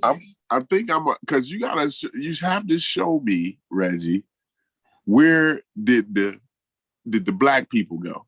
Where the niggas go? Where the real? Well, I ain't even gonna say the black people. Let's scratch that for. I'm gonna show it in my presentation. You gotta show me where the real Egyptians went. That's where I need to know. But so Corey. So one of the things I found out as a scholar, or a researcher. I'm more of a researcher than I'm a scholar, right? What we do is we argue sources. So I have to show you my sources. So I have had a chance to look at your sources, but I had already looked at them. And what I do is I play checkers with your ass because I already know. See, the difference is, okay, I have a library card. I have my university library card. Unc say that too. That's a shot at. That's a shot. I know because Unc says that one a lot too. Yeah, I have a library card to the Metropolitan Museum of Art, a library card to New York Public Library. I have a library card to my university that I went to, right? And I also are able to talk to other scholars and present directly and even ask scholars these questions. And I also am able to read people's dissertations, right, as they're coming out. So I already know the argument, where the arguments are. So they've already discussed the shit that ex-architect or and Chief X who discussed it? Who discussed that already? Yeah, the scholars. We discussed it last night. So yeah, them niggas I'm talking about not the old scholars didn't discuss all that. No, the current scholars, the 2019, 2020 scholars. Right. Once that bullshit came out, right? You got to understand that there's other scholars that breathe air. These motherfuckers are in Yale and Cambridge and Oxford, right? That's where studies be coming from. Yeah. No. All that is, see, you don't see the words in this shit. They say it suggests. All that you read was it suggested. But every science says that. Everybody. What did he read, Reggie? Reggie, what did he read? No, I'm just talking saying. About no science says anything like 100%. I'm saying that Shunerin report. It's like they use things like DNA Shunerin report. They use words like it suggests that that the DNA of the North Africans had 8% sub-Saharan. They said the word suggest. Why are you messing with me? You can't write. That's the only way science talks. Science does not talk any other way. So now what you do is while y'all dwelling in that, that's what I'll be saying. Like y'all can't waller. You can't waller. No, but what you do is now is you look for the other scholars. Why are you fighting for that, Reggie? Because I'm fucking brother Reggie, fucking Unc. That's right. That's right. For that. I mean, you Bobby Banger, I'm brother Reggie. Why can't I? Why you? Yes, you're gonna lose that if you let them put you in the corner, acting like Egyptians actually got DNA markers. Ancient Egyptians got a mark on their forehead. No, I didn't say that. No, but that's not what we're talking about, man. That's what you hearing. That's not what I'm talking about. What you talking about, Reggie? Bobby Banger, I ain't talking about that. That's not my argument. What's your argument? You know, man, Unc, Unc is a genius. I talk behind the scenes with Unc. I don't like to talk in public with Unc, right? I'm only just saying Unc is messing with me. You can't. Yo, who gives a fuck? I'm gonna get a Cairo. He gonna come in here with the cloud. He bringing clouds with him. Yeah, he only coming with Concrete Court. Hey, Concrete Court. Go ahead. Got a question for you. Got a question for you, champ. Oh, let me get my umbrella. Let me get my umbrella. Got a question for you, champ. Cause I know it's gonna be some clouds that's coming. Let me get my umbrella. All right, champ. So when they actually took the DNA of the mountain population, did they take their crazy ass from Alexandria all the way down to Aswan, bro? Did they do that? No. Seriously. No. I don't even care about. I'm asking. No, I don't care Corey, about the mummies no more. Corey, no, I don't know. Corey. I don't know. I didn't say mummies, Corey. I said the modern population. They didn't do that. Okay, the modern population. I'm assuming they did. The modern population. Okay, so if that's the point, what in the hell have y'all been talking about for the last 7-8 months? Y'all act like they took a swab, got on a Nile boat, and drove that shit from motherfucking Cairo down to Aswan. They didn't do that, nigga. Y'all act like that's what they did. Okay, there's Egyptians from Cairo. Just agreed. Is Egyptians, dog. I forgot. Why they just? Why? I forgot. I need to ask you something. I need you to say something before you start talking to me every time. You gotta say to me what you agreed to yesterday. You agreed yesterday that the Egyptians are neither black or white. We have to, before me and you to have a conversation, like I gotta remind you. Man, that's not what I'm talking about right now. That you said that already. Black or white. Okay. I know, but because there ain't no such thing as that. But I'm talking about, I'm saying if we're gonna do a fair scientific study, then we're gonna go, if we're gonna be serious, we're gonna take our happy ass. If we some geneticists, right? Say we some Rick Kittle ass niggas. We're gonna take our happy ass, we're gonna start out, we're gonna get some type of motherfucking endowment, some type of something. We can get like $1 million or 200 million, whatever the fuck. We're gonna start our happy ass from the Delta swabbing motherfuckers, and we're gonna go through each area and swab, and we're gonna write it down. Boom, in this area, and we're gonna take our ass all the way down, right? That's how we're gonna do that. We're not gonna just hang around in Cairo and talk about, we swabbed them, and at this rate, that's some bullshit, bro. That's what I've been trying to tell niggas. Like, why? So now, okay. All right. Let me ask you. Let's ask. Because you act like you ain't know what I was saying. No, let me ask you. Everybody act like they don't know what I'm saying. When I say, yeah, the people that they did swab, which wasn't enough niggas because they admitted it, the people that they did swab, of course they have some affinities to the ancient population. But they didn't swab the whole population to give us the whole piece. They didn't do it. So the piece you looking for, the piece, what you looking for? I want the whole genome in the Nile Valley, yo, because it's a corridor. It's a movement of genetic. What is it gonna say? Like what is it? What are they missing in the genome that they got? It's now? Well, now, Mr. Slick Rick, now we got some Nubian DNA now, but everybody will be hush on that. So we're gonna do a show on It's Nubian a conspiracy. DNA. They said it's a conspiracy to hold that information. It's not a conspiracy. No, hold on. Wait. I don't like to do it. But shout out to Sister Anusha. She sent the article, and they absolutely won't test the mummies in Aswan. Don't make me pull it up right now. I'm threatening y'all. I'm threatening. You pulled up an article. You pulled up an article the other day, and you showed me the article, and I think it was Haskell or somebody that showed that they didn't want. It was some type of conspiracy. To keep the information, because if he actually brought that information out, it would overturn Egyptology or something like that. I don't know about all that. It was actually APB, whatever you call it. Yeah, no, it was. But that ain't what I was talking about. Yeah, it was Associated Press. So you don't agree with you don't. Now you let Haskell run with that as if you agree with that.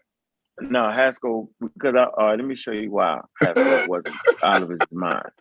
Hold on, listen. Okay, it should sound bizarre. About Hawaii Asas, the Minister of Antiquities. That's what he was talking about. Yeah, we're gonna do this. Look, I'm gonna get niggas off the way. Haskell run with that. I didn't let him run. Was right with that. You did. You let him run off with that. That was listen. That was wrong. Okay, you're gonna see why I let him do it. Watch this. Hold on. Here we go, y'all. Y'all see the screen? See, y'all niggas, our sources up. Niggas don't source up. So are we agreeing with this site? This is live science. Y'all with it or not? Live science, all right? Yeah, I see it on the screen. Okay. Here you go. A tomb holding the mummy of what? Shammai, the younger brother of the powerful governor of Egypt, has been discovered near Aswan, Egypt, along the Nile. Okay, the structure dates back to more than 3,800 years, archaeologists say. Where is it at now? Aswan, Egypt. Who is this? The tomb holding the mummy Shammai, the younger brother of the powerful Egyptian governor in Egypt. All right, now, let's do this. I'm gonna keep moving. So Aswan, has that always been Egyptian territory? No. Yeah, nigga. No, it haven't. See, man. Yeah, Right there is where the first dome is. That splits where Nubia and Egypt once. That used to be the border. Right, I got a map that can show that used to be Nubia at one point. Like right you there. You can't do that, yo. You can't do that, yo. Okay, a modern map. We fucked up the conversation. A modern map. Shut the hell up. I just need everybody to relax. Let me just do my piece.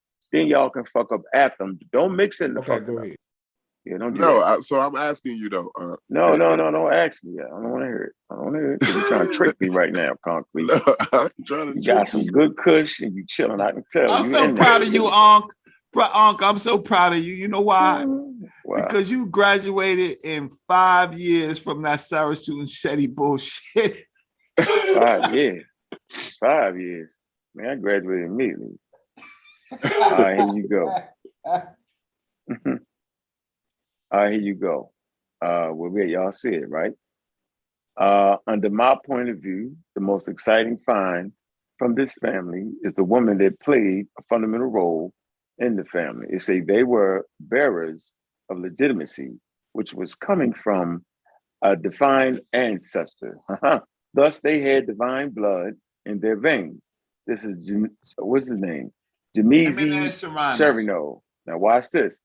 DNA analysis of the 14 family members could reveal a great deal of additional information Zamil Sharayo says, but to date, the Egyptian Antiquity Ministry has declined to authorize such study.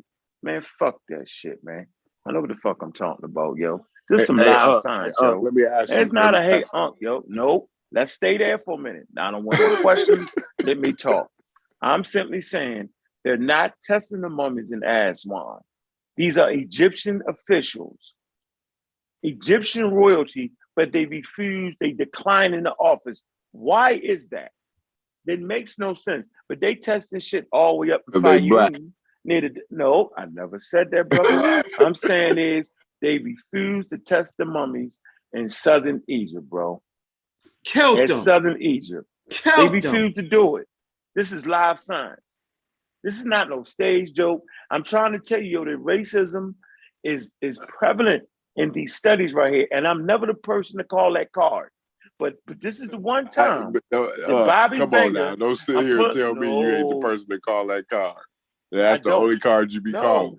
No, listen. I shoot it straight down the middle because I'm an intellectual gunfighter. I can gun y'all niggas down. All of them.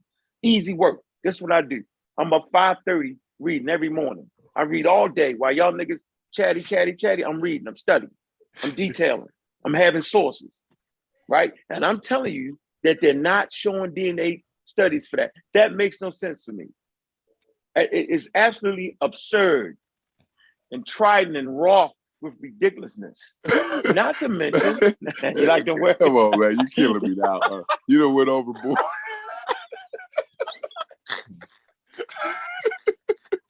I put together a string of words, yo. Probably mix this shit up. Oh God, they done be smirched. They done be. Hey Corey, most of modern day Egyptians economy is tourism, right? Right. And so tourism, no, they have to establish. I'm you're not saying going for no. that. The fact of the matter is, they have a lot of tourism there. Okay, fine. Most of their economy is but the tourism. tourists ain't coming there fucking the women. And they're marketing themselves, but they don't give a fuck about the culture of Egypt. They fucking piss, shit, sell, vomit, right? Copulate. That's what I'm saying. And that's they don't give a fuck about Egypt. And that's their grandkids. And here we that's is not their grand. In the United States. Here we is in the United States arguing over Egypt. See, that's what I'm saying. Like these niggas get money off of it. Like we in the United States is scamming off of it. That's a little bit different. You know what I'm saying? No, but scamming, but the Egyptians are scamming, and so Black Americans. But at least it's their grandkids, though. They've been scamming. They've been scamming. When I went to Egypt in '87, most of these people going on tours, charging these extravagant fucking rates to go to Egypt. They didn't go on that fucking tour. They wasn't part of the association. They just seen the money and they made businesses around the money, right? They stole Dr. Ben's tour, right? So Dr. Ben didn't make no money off that tour? Say what? Dr. Ben didn't make no money off the tour? Oh, little money. Dr. Ben's trips. He should have got one. He didn't. Dr. Ben steal his idea. Dr. Ben didn't try to make the money that they tried to make, but anyway, it was Dr. Ben's original idea. So he had the right to make the money. These people came just like they did with Ghana. They set up businesses to get Black Americans. They used the scholars. They paid them off, right? But they was always there to make the money. And so now all of a sudden they put on the clothes and they become fucking experts, but they're not the fucking scholars. So so it's a hustle. I could get you to Egypt for 5 days in a 5-star hotel for 5 days, 2 days of traveling, 5 days for $990 fucking dollars. Really? For $990, you can go to Egypt for 5 full days and 2 days of flying for $990. Are you, boy, you telling now, nigga. Ooh. So in that 5 days, you could go to the pyramids. You could get you could get a window outside your hotel to face the fucking pyramids. Back over there, they ain't gonna let you back in the conscious community for that. Like, you kicked out. No. But you know what? Listen, the difference is I have a motherfucking past. You know what it is? I have a motherfucking past. Ain't none of them can tell me shit. So if you paying more than $990 fucking to go to Egypt, you done gotten. Oh damn! Yeah. Reggie, it seemed like when Corey, you ever realize when niggas hit the pseudo killer platform, the truth just dive out of them. It's me, Reggie. The realness come out of Reggie when we have a conversation. It's when everybody else on the on the panel, Reggie get the hemming and hawing and shit. But it's when it's just me and him, I bring the real out of Reggie. Believe me, I done seen it before.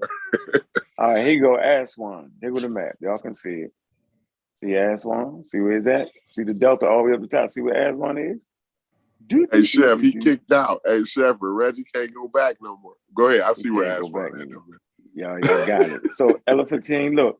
Island Nubian Museum. The artifacts in the Nubian Museum, my niggas. So watch this though. Hold on. Why they call it the Nubian? That's racist, ain't it? Yeah, it's absolutely is, yo. Yeah, they made that. They fucked around. That's bullshit. Hey, after I'm finished, can y'all give me 7 minutes? You ain't sharing no more. Your screen ain't sharing. All right, there you go. What's up, Reggie? After I'm finished, can y'all give me 7 minutes? Go ahead, yeah. Yeah, you gonna run him off anyway, of course. I don't think he's gonna be able to stop you. You warmed up today. Yeah, I ain't gonna be able to stop you. I'm gonna let you have it. I'm glad that you get it. Hold on. All right, the goddess, ancient Egypt, antiquity frontier. It's a frontier town in ancient Egypt facing the south.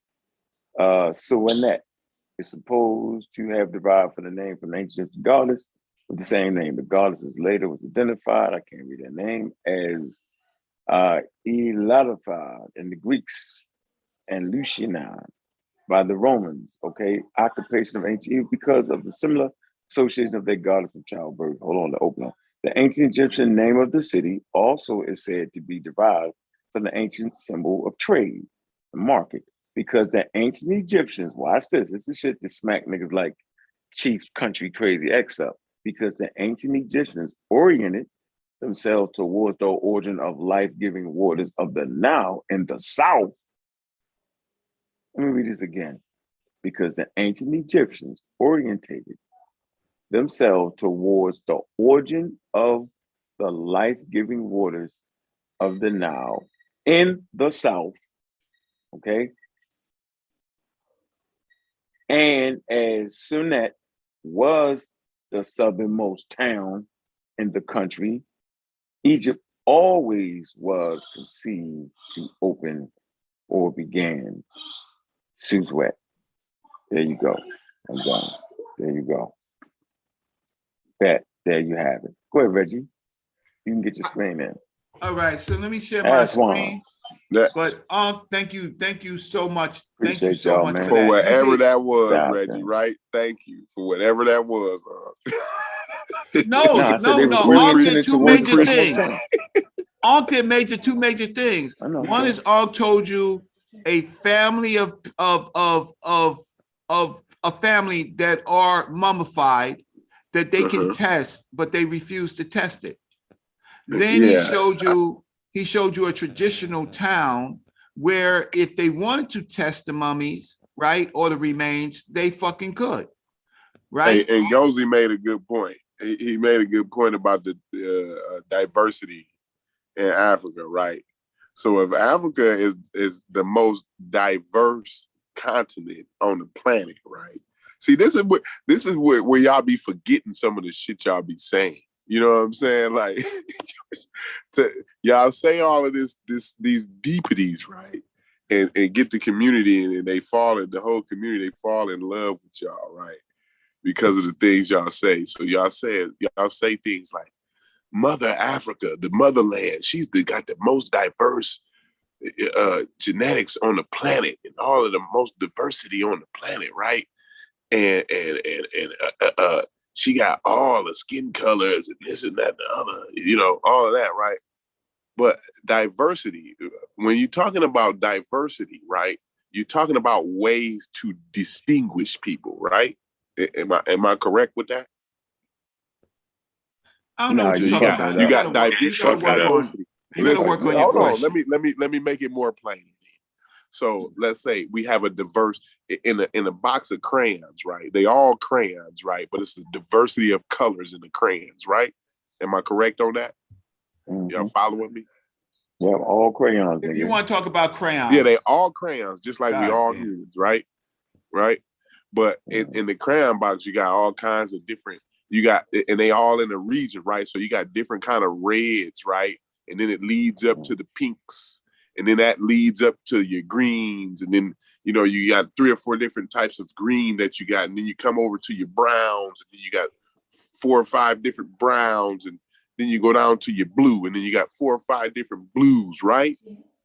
Am I correct with that, right? We ain't listening to your crayon box. Y'all ever seen a crayon box like that? See, this because this is the way. Because when I say it the other way, you know, y'all don't follow me somehow.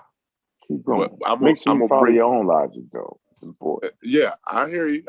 You gonna make sure it's cloudy. By the end of this, it's gonna be cloudy, right? But I'm being very clear, right? So about crayons, I'm being very clear about crayons. We shouldn't have any arguments about crayons, right? There should be no arguments about crayons. Make sure it's Crayola. Crayola, yeah. Crayola crayon, the good name brand ones. The ones if your kids eat them, they won't have to go to the hospital. You know what I'm saying? Yeah. So they need you saying they need a crayon box that says Egyptians? No, they don't need. I'm talking about diversity here. You see what I'm saying? Amongst the crayons, right? So but crayons are not people. Yeah, they're crayons, right? I understand that. So, but we can replace the word crayon with humans, right? That's what I said. That's my point. A crayon box of I don't want to because it gets too complicated when we talk about humans. Yeah. Some things we stop not knowing what things are all of a sudden. But you're comparing crayons to humans. But we can't.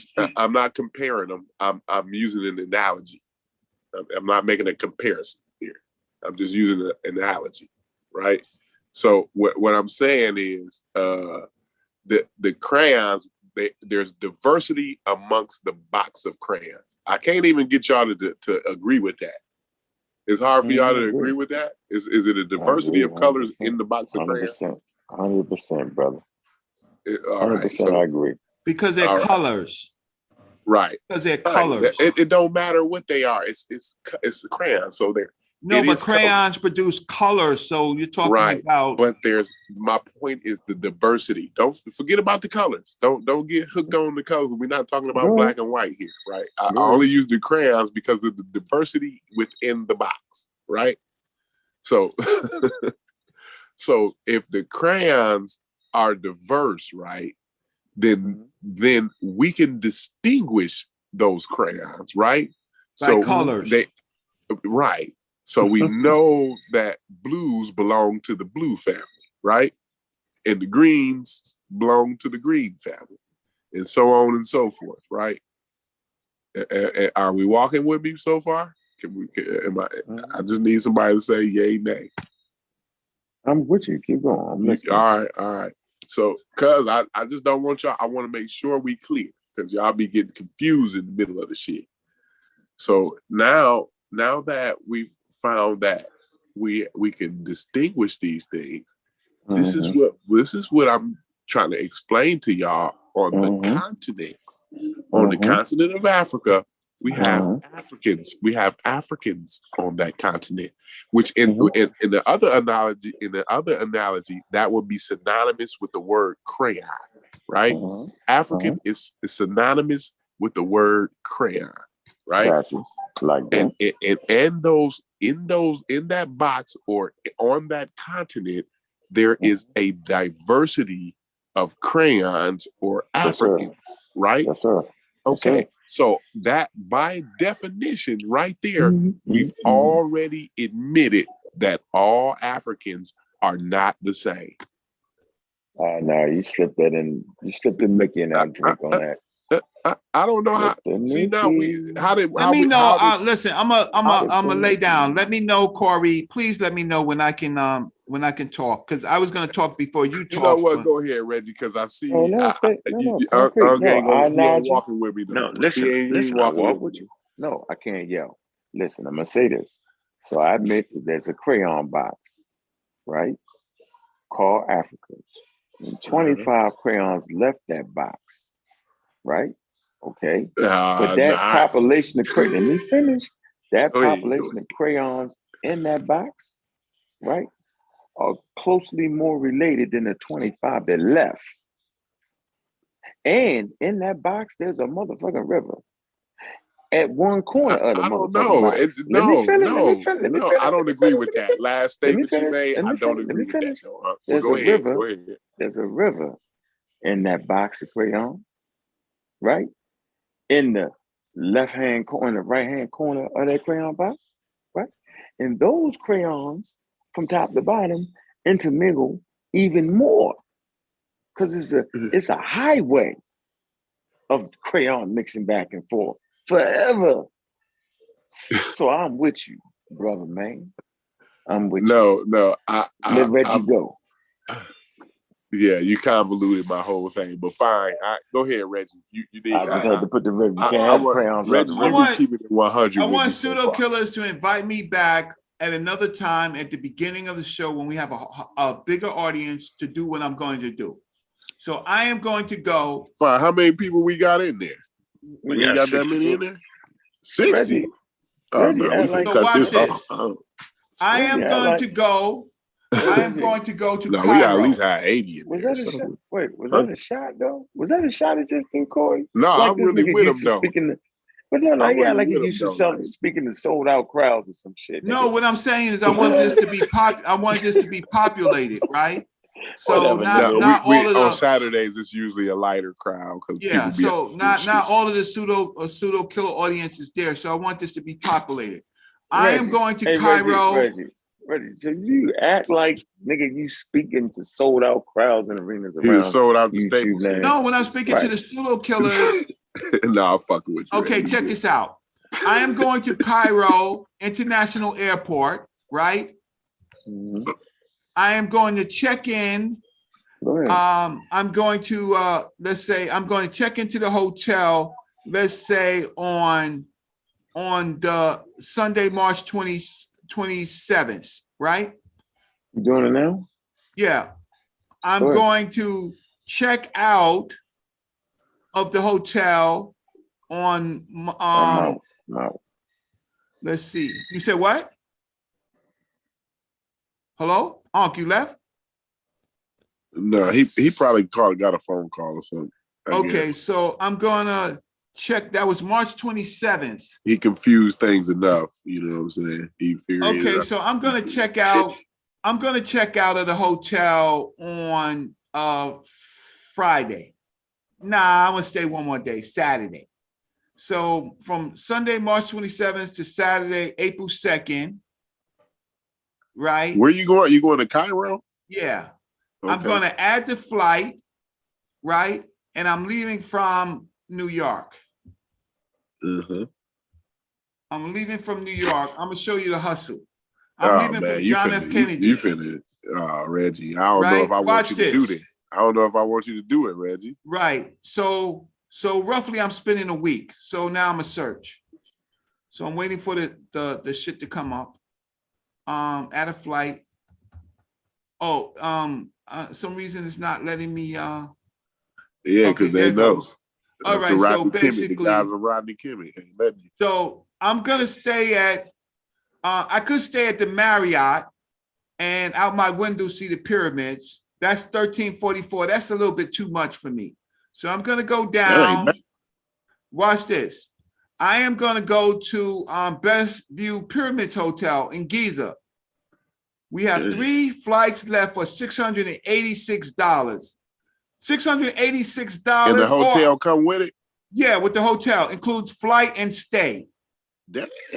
Now watch this shit, right? No, you know what? Nah, I want to go. Maybe I want to eat on the balcony every day and do my Rodney Kimmich shit, right?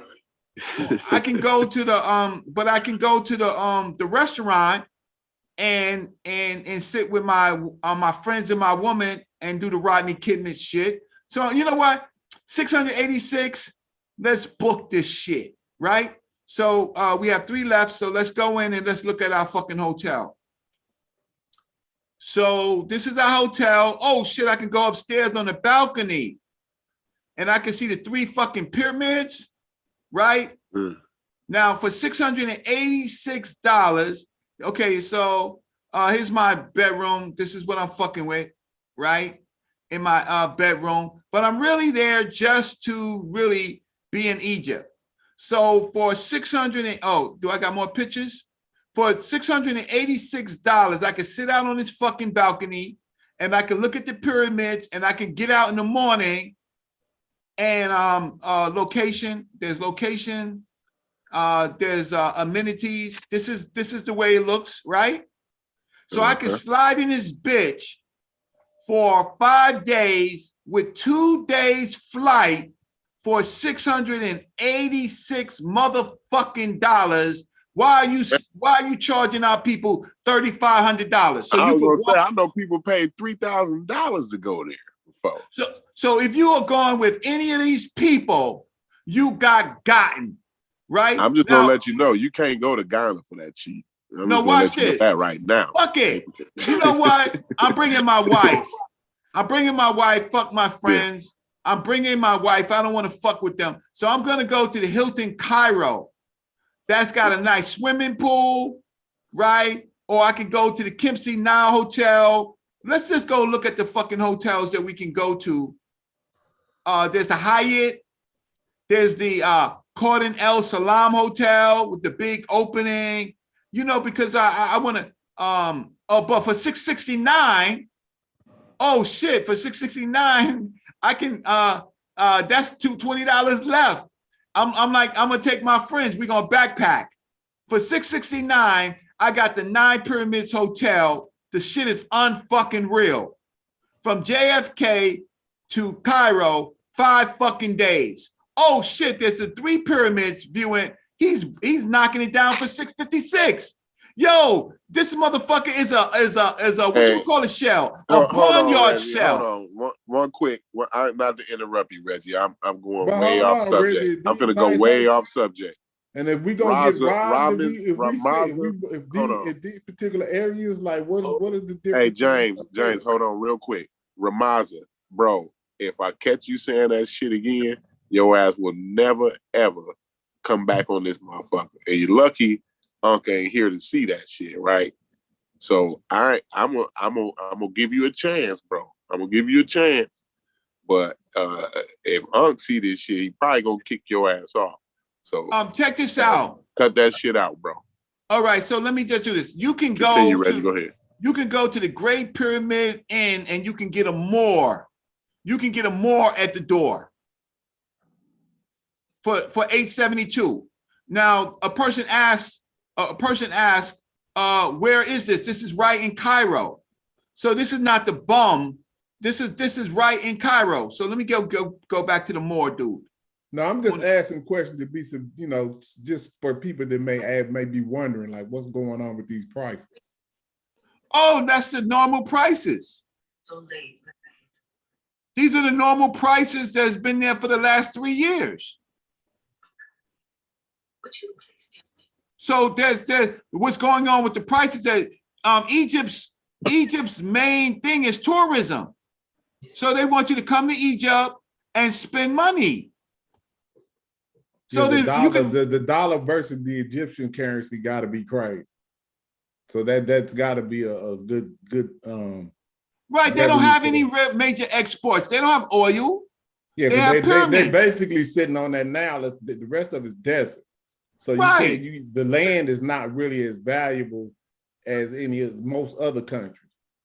Right, and so the economy is dependent on you coming there. So you can search tomorrow. You can search next week. You can search 3 weeks from now. You can search a month. Why are these people charging $3,500 when I can get to a hotel in Cairo, have motherfucking a pool, right? Have all the amenities, right?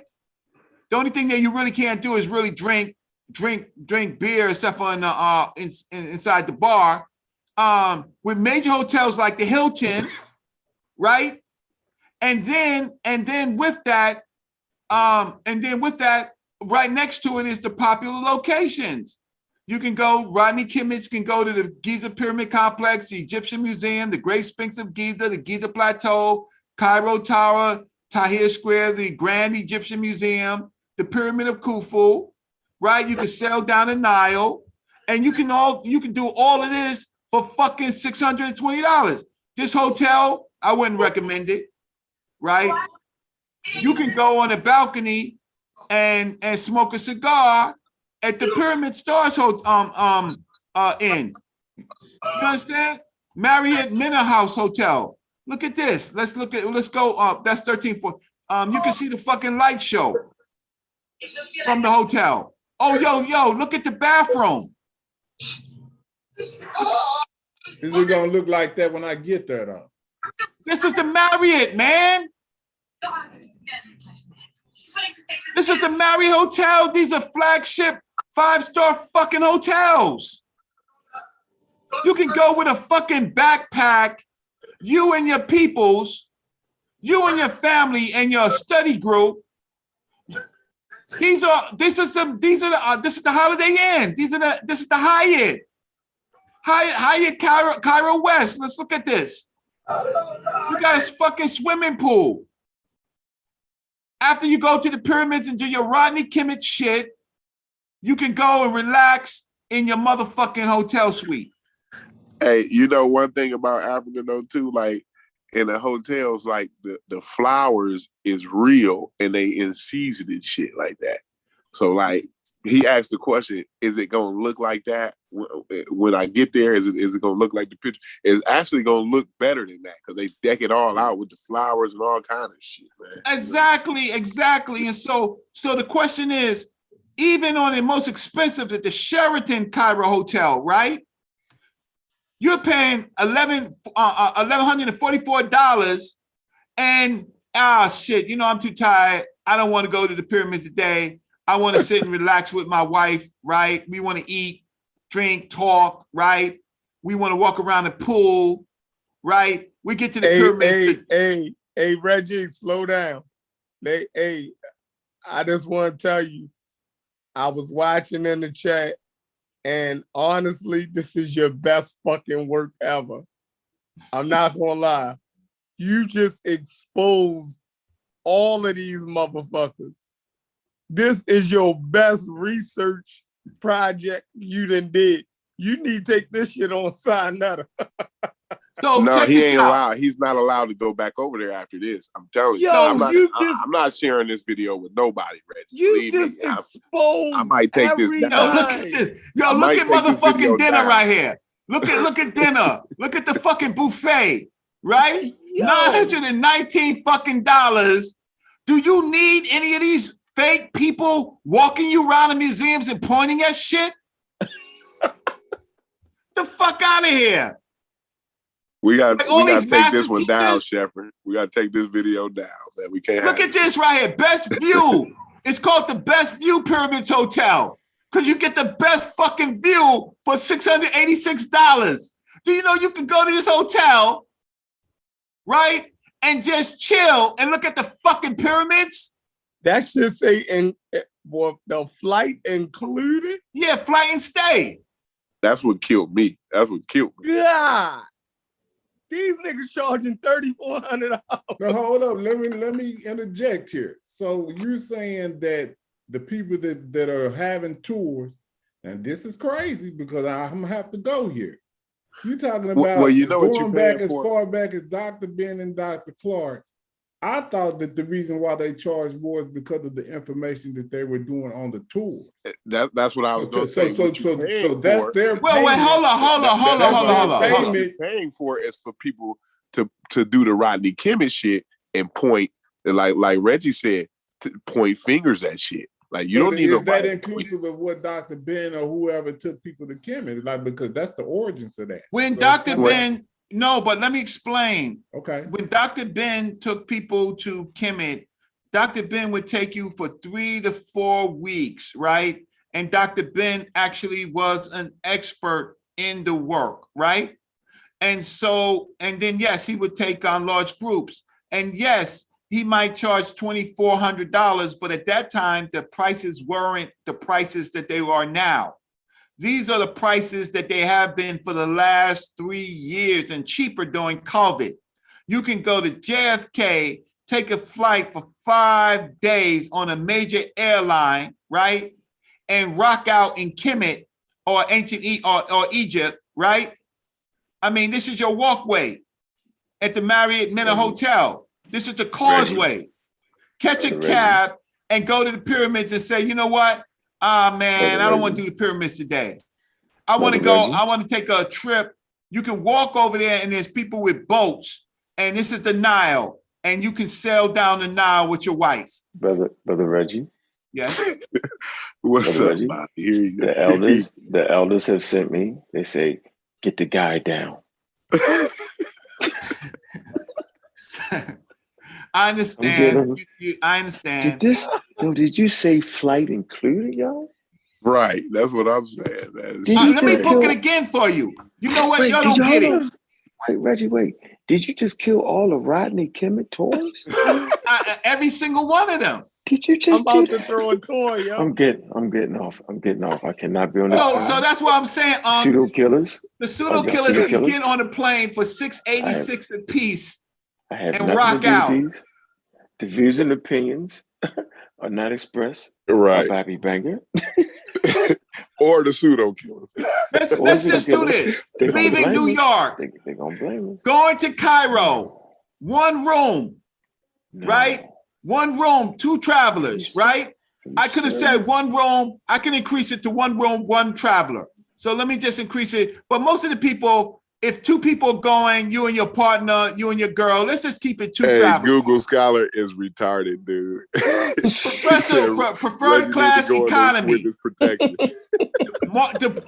Departing March 27th, returning April 2nd, right? Anybody that spent more than $2,500, you done gave them dudes an extra $2,000 to point at shit. Damn. That's deep. That's an expensive ass point, boy. 600. Now, I wouldn't stay at this hotel. I don't like it. I want to at least have a little pool after I visit the pyramids. Best view. Let's see what's going on with best view. Let's see if it's oh shit. Don't tell me here. Yo, I got my bathtub here. Yeah. I got my fucking bathtub. And the pyramids are right here. At the pyramids.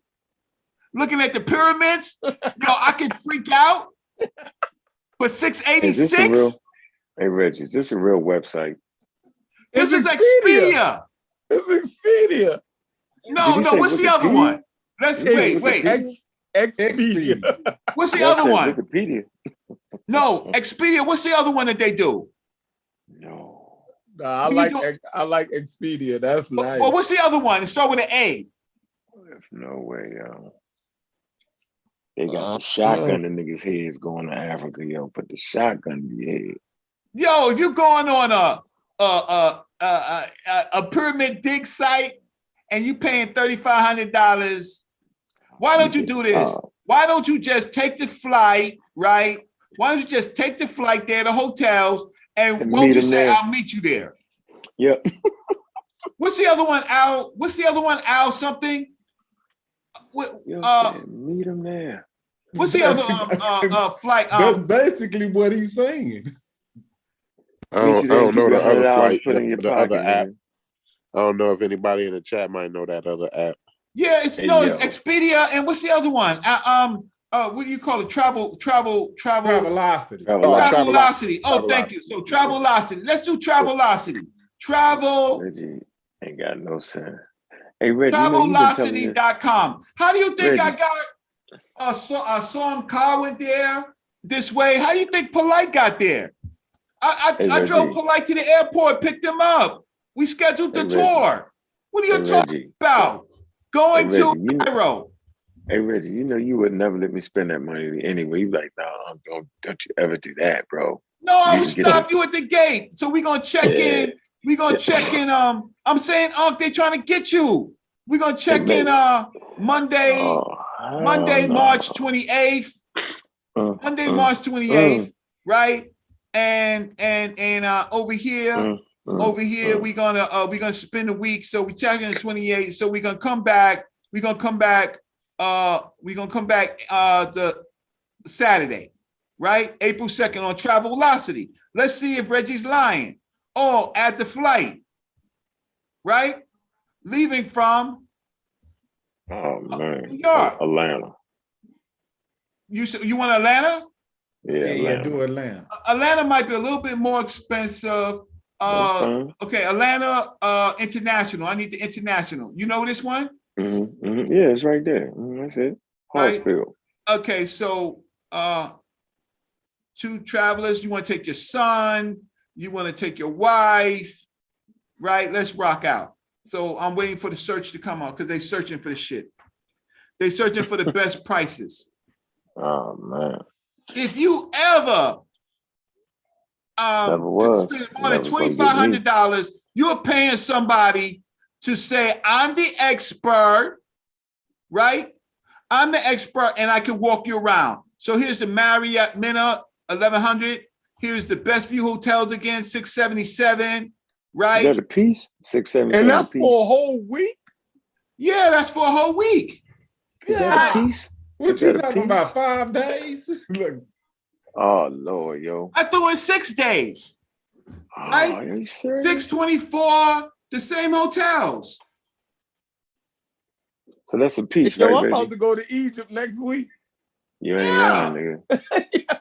This is from Atlanta now.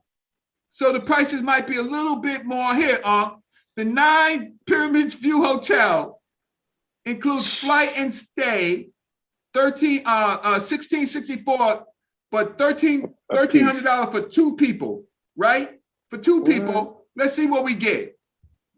That's horrible, yo. I feel like That's horrible. Look at this, yo. Look at the dining room. You can rock out in the fucking dining room, have your fucking dinner, and see the pyramids. Reggie, is that the Hyatt Regency right there? You said what? Right, Yeah. the high Regency for $891. Yeah, $891. Let me just blow this up. I'm The going Hyatt Hilton, Regency, I'm going Hyatt. you know, you could get a That's what I swimming do. pool with the tents, Lord have mercy. right? They gotta give niggas their money back immediately. It says That's $1,700 for 2. Yeah, for 2. Are y'all serious right now, yo? Yeah, for that's 2 people, but you're paying $3,500 for one Negro. No way. You could do this. Yo, man, when you traveling around, and when you traveling around in your morning, you do your morning thing and you do your Reggie. afternoon. Hey Reggie, you know what we can do? Everybody can book it. We get there, everybody give Reggie $100 to walk us around the museum. Yeah, but I can't go back now because I done fucked up with the Moroccans and North African niggas. You can't go back, yo. You stupid. Hey, yo, I can't go back. But yo, Reggie, this shut is up, Reggie. So this is the deal. I could have went back to Egypt anytime, but and you know what? It was just my choice not to go back. But the issue is these people have been getting our people, turning them into Rodney Kimmich and Hotep dudes and extorting them. Now, am I lying, y'all? I'm gonna blame Vance. I'm blaming Vance, the serial killer, for this. He came up with the Rodney Kimmich thing. That's Vance's fault. Look at this. Look at this. The Hilton, my dude. The Hilton, you got the little blue pool, the matching shit, right? Horrible. Look at this. Wait, hold up. I think that's the pyramid in back of it. No, that's part of the decorations. But let's see what else. Let's see what kind of view they got. Look, you can go out, go to the Nile, take a little boat, sail a fuck around up and down the Nile. Man, look at that. For $898. So anybody that's paid $3,500 $4,000, they got. Yeah, that's shame. Hey, yo, Jabari gonna get you here, gonna let you back out the house, yo. You gonna Yeah, And they then, got I mean, that listen, whole me and Jabari shrine. cool, but Jabari That can't. Because check this out. Yo, you could get a more, Unc. Yo, you could get a more. Look at the Egyptian stuff right over here. Right? And a more. And That a shit come with more. a Moorish American. A Moorish American right here at the Giza Yo, Pyramid. But yo, for stupid. $729, you can get your ass opened up by a Moor and say Islam. And yo, look, yo, look at the window. At the Stop it, window, yo. you can see the pyramids. Nigga said you can get a Moorish American to wait on you. Like That's stupid as hell. And yo, y'all. and check It's this out. Look crazy, at the yo. people right here at the hotel looking at the light show. You can, yo, they got Unks all over the fucking place, Unk. Yo, Unk, this is for Alright, you, yo. Unc, You get the yeah. more, and then you get the Unks when you walk in. Yo, I you give feeling lovely. Yo, you get the look at the yo. This is look. You get the King Tut right here when you go to the man. concierge, right? Business. Look at this shit for $729. No way, bro. How you think No I got? How way. you think? But you know what Polite did? Polite What? tacked this on to the scholarship so he can get. So you could once you're in Egypt, you can go to a travel bureau, right? All up and down Egypt. All Oh up yeah, and yeah. down, They're gonna take you, of course. Yeah. right? So That's easy. Egyptian travel bureaus. Mhm. I don't know how to spell it. Bureaus There you go. There you go. Right there. in Egypt, in Cairo. Oh man, that's horrible. So then you walk down the street, and then you get a package. You just say, you know what? Yeah. I want to travel Mhm. down. I want to travel down the Nile. Right? Yeah, I did that. I did that when I went to Mexico, so I could get you. I Right. went to the city Chin Chins, and they took one of those things. Top 10 Cairo best travel agencies. Or no, best tours. It should be best tours because you Okay, want that's to. So you go down and you man. you hook up with the white. You know how you do in Mexico. You can tack on shit. The Look at hotel this. going to direct you. When you get to the hotel, they're going to direct you. Exactly. You have- go to the concierge. Yeah, Right? they're going to direct you. Yeah, they might have a package you can pay for at the hotel. Yeah. Easy So way. if you wanna travel down the Nile, you could take another flight. You could go to Aswan, and you That's can get where on I a go. fucking bus. Your Egypt tours. So let's go see your Egypt tours. I So ain't guided riding no bus. tours. So You can travel all the way down to now That's horrible. and take a tour like that. I wonder how much That's one of horrible, James. those tours Hey take. James. Hey What's James, that? that's horrible, yo. They've been robbing us, yo. That's horrible, ain't it? so look at They didn't so, rob me because I so wasn't watch never this. going. Fly Yeah, they and didn't get me cruise the either. Nile, right? You can go, okay, Nile cruises from Aswan to Luxor. That's what I like to do right You there. can go to Aswan, Luxor, and Karnak temples. Mhm. You can go to, you can just do the Giza Giza Plateau. So let's go and say fly and cruise the Nile. What's happening? What's the package? Oh man, you have your own camel. That's funny, yo. I want the one with the Moorish American waiter. I know you man. do, right? So What? Oh Damn. man. so once you Damn. get there, There this goes is two. for It's $875. right. This Mm. is international flights and stuff like that. But you can listen. I'm Don't going let them luxury. get you neither. So here's a tour. So you can go if you want somebody to point for you. You can go to the Hub of Egypt, the Wonders of the World, the Temple of Luxors, the Spirit of the Pharaohs, Edfu cruising down the Nile through time. But these are the That's guided horrible. tours. Goddess in dams and quarries. And so my you could do it yourself. You can actually do it yourself, or you could actually how can I say, let them do it for you, right? So here is what you get. Optional hot air bubble ride at Luxor, Alexandria, Felucca ride on the Nile, tour of a pharaonic village, right? If you want to pay the extra money, but even if you pay the extra money here, you still better off than if you paid the $3,500. Look at this. 7 nights accommodation, 5 luxury Nile cruises, 4 nights, 7 breakfasts, 5 lunches, 4 dinners. Your ass gonna be fat. Private transportation, this is included. English-speaking tour guide, domestic ticket, Cairo, Luxor, right? Private sightseeing tours in Cairo, all sightseeing tours on the cruise, entrance fee to all sites is indicated on the itinerary, bottled water, you get your fucking water during the trip, you get your onboard vehicles, 30 minutes of local calling, free fucking travel insurance.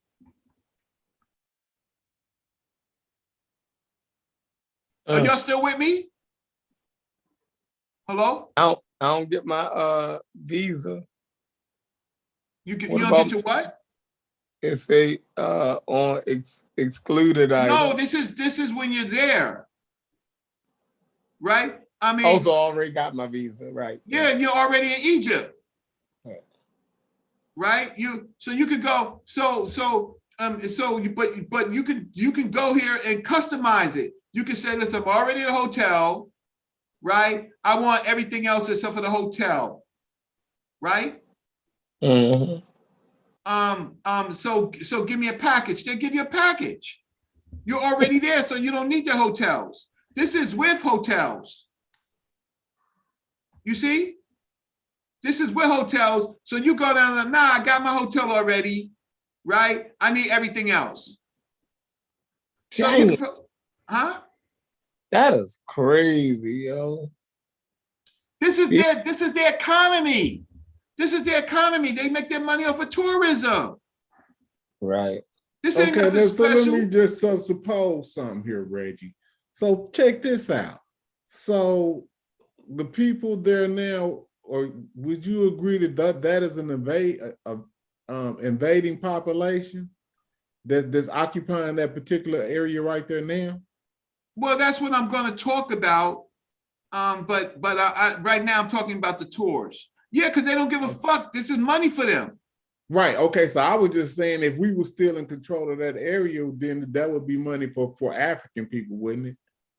Yeah, but we're not controlled. We gotta ask this. Right. I'm already well aware. Look at this. Tour of most important places in Cairo, pyramids, Egyptian museum, and bazaar, starting at $100. So you pay just $686, and so you can walk your ass and pay another $100, right?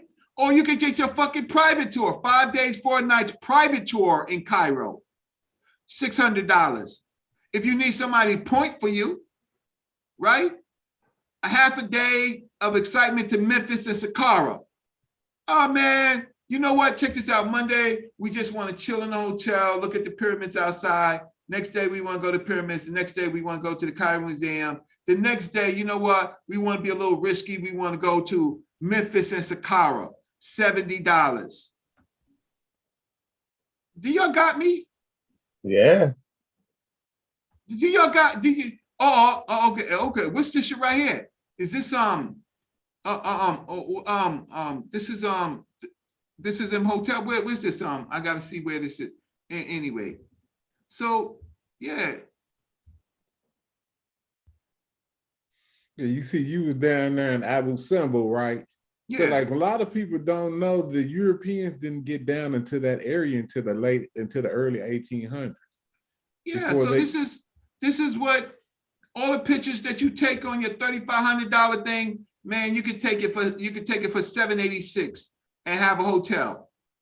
They do this all the time. This is what they do. You want to get into your Egyptian pose?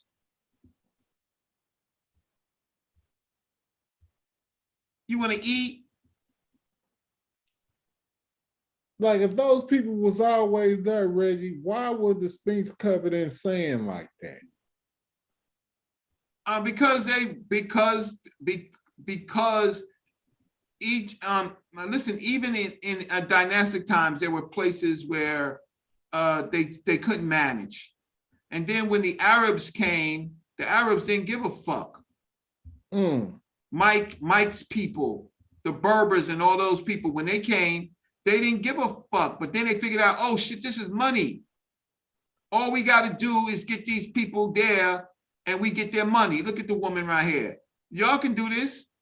You can do this for 686, 780. Ain't this what y'all want to do? This is what African people want. Oh, you want to go to a dig site? But see, I got to pay. You want to sail down the Nile on a sail ship, which is called a felucca? A felucca. You get your Nubian African managing your you want to do this? But see, when we do it, hold on, when we want to do it. 1 second, Reggie. 1 second, Reggie. We got a comment in the chat. They just said, Rob me Kemet. So if you, but I'm just telling you, the gig is up. If you want to do it, they want to take you. They want to be the exclusive niggas to take you, and then they want to tell you what you want to hear. But they're not gonna teach you the stuff that Smash. Do you understand that? Me and Smash was talking to Polite in his hotel room about the pictures that he took. We were on the online, and so you have experts here like Ujawu, right? That you could be at your hotel room, call up Ujawu, say, yo, Ujawu, I want to pay you $100 or so, man. I mean, I need about an hour worth of your time. Can you tell me what's going on? Can you tell me what it says?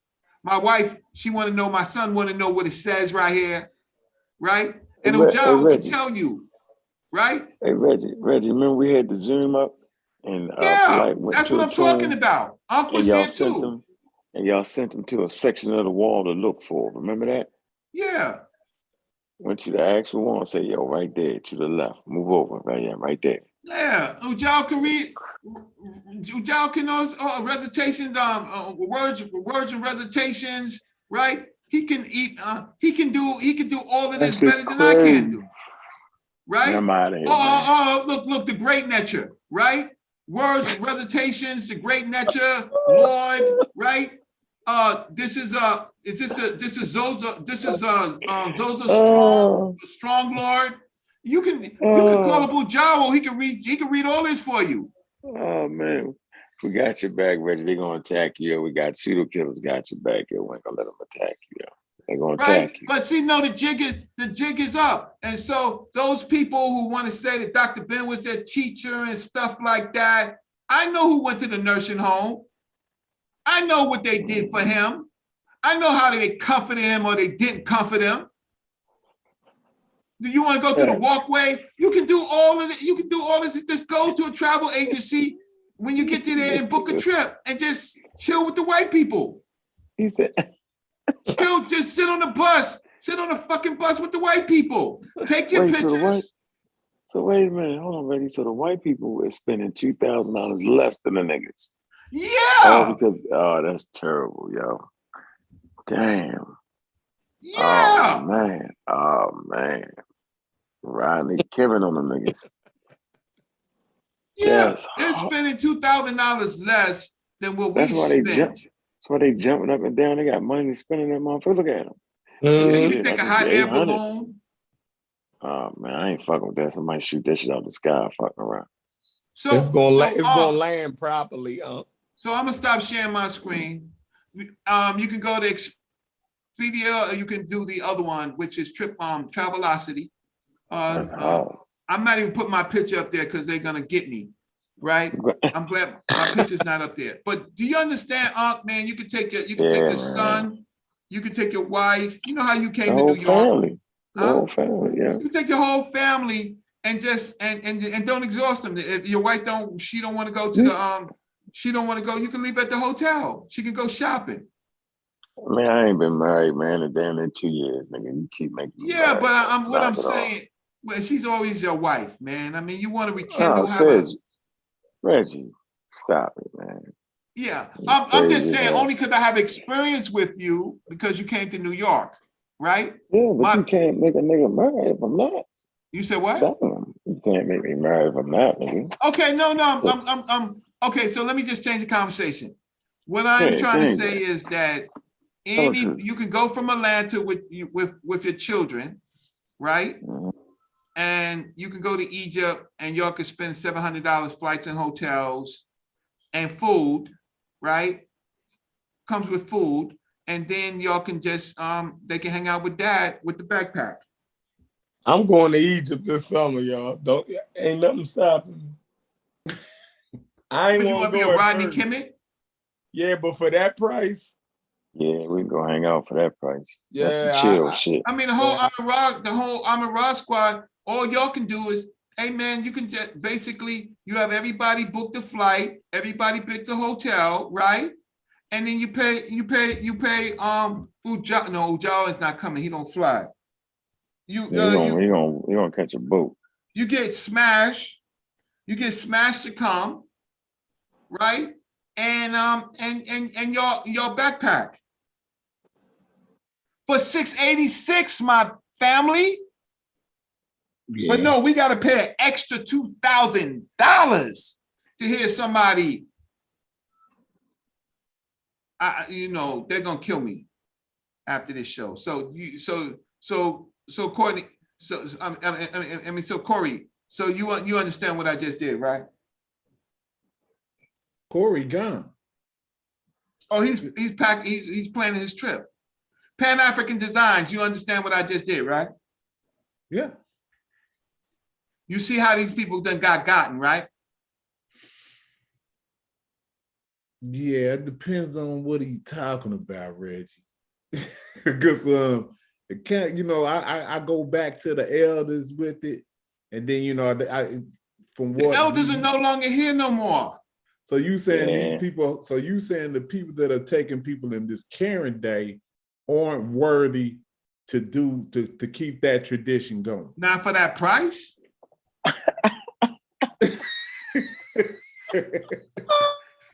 Yo, just trying to buying be a hoodie. Yo, that's like buying a $50 hoodie, yo, for $500. Yo, that ain't right, yo. My God. Yeah, okay, yeah. You see, you make a good hoodie. Yeah, you put it in context. Listen, yo, you make a good hoodie, yo. Trust me, yo. You got some of the best hoodies out there, yo. Believe that. Believe that. Bro.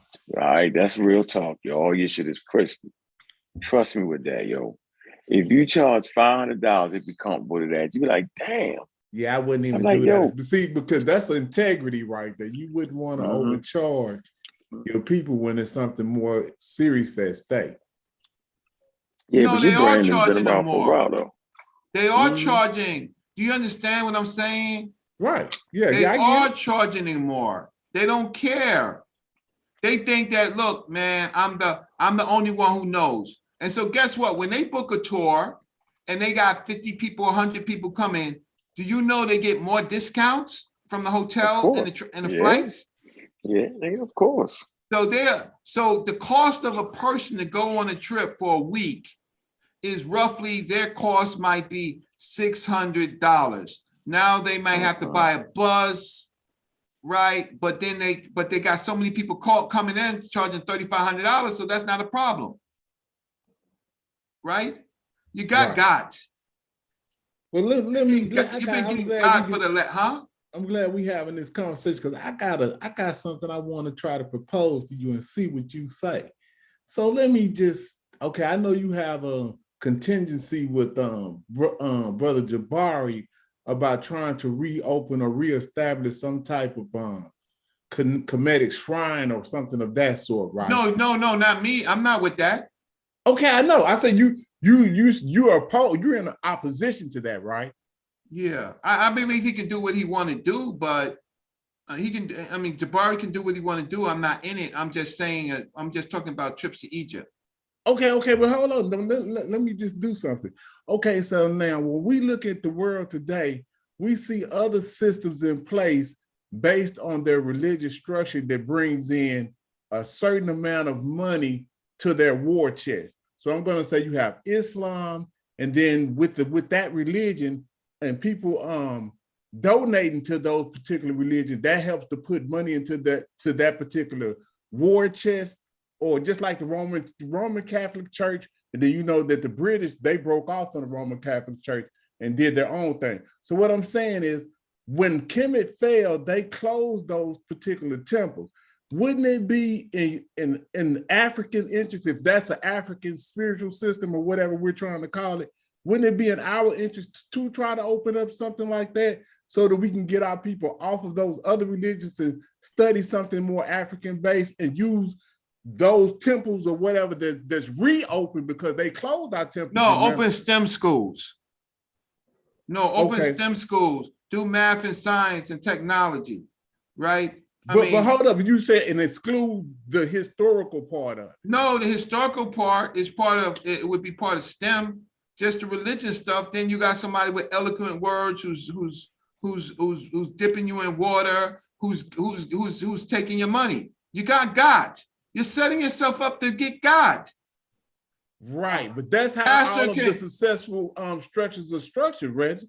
That's what I'm saying. Pan-African designs. The people that have us in the situation now, they're using those particular structures to right. ASCAC takes people with multiple scholars, right, to help build their organization for the people.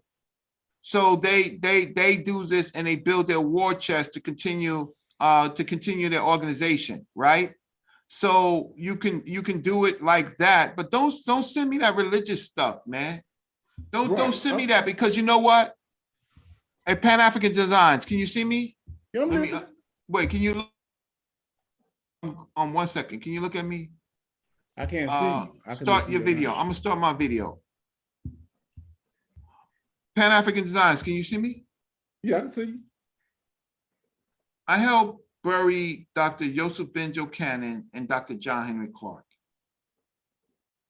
Those people can't tell me nothing about burying the elders, because I was there I was part of it. There is nothing that they're offering special, right? There's nothing that they're offering special. If you understand what I'm saying, all the rites and rituals and all that other stuff, that is just for the memory of the man and largely for the people, right? So I have been a part of that. Most of these other people, when Dr. Ben and Dr. Clark was old, they didn't even come visit them. Only maybe for a photo op. I fed Dr. Ben, I washed his clothes. I was there at his burial to the ground, right? I comforted him. I traveled with him. We talked, we laughed, we argued, right? I know anybody who was coming to see him, people would notify me. I would meet some of the people there. I know who came, who did not come, right? I don't share that with people because it would be very hurtful. It would be very hurtful. Dr. Ben needed no one, but he put himself in state for roughly 6 months. He was in state. He was a living African ancestor in state. Anybody can come and see him at his bed and talk to him and make him laugh. He was cognizant. If he knew you, you knew you. But if he didn't, he would still talk to you. He was in state for 6 months and people did not come. My elders, Dr. Jeffries, Professor Small, Brother Sekou, and others. I lived 2 blocks away from him when he go. So all these other people, they can miss me with that shit. He gave us so much and they gave him so little, but they benefit from his knowledge of the Nile to this day. Miss me with that bullshit.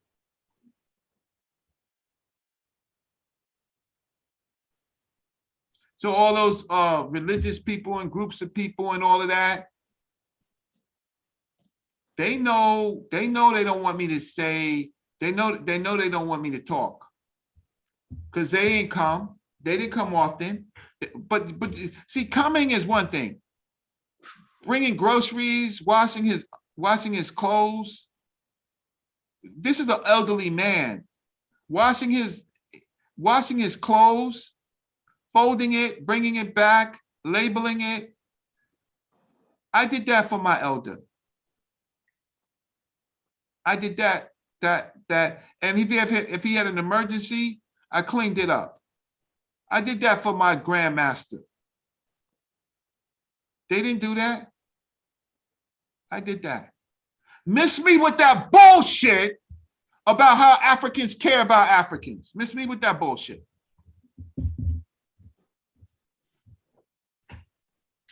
But they benefit. They buy houses and cars and fancy clothes and do lectures. Miss me with that, Pan-African Designs. They're not trying to build nothing but something to make themselves more important because they think that nobody's looking. So anyway, I think I've said enough. Sheffrin, you still there? Yes, sir. So look, so if you didn't want, it ain't no hope. Say what? That's just basically what I got from this. It ain't no hope. Yeah.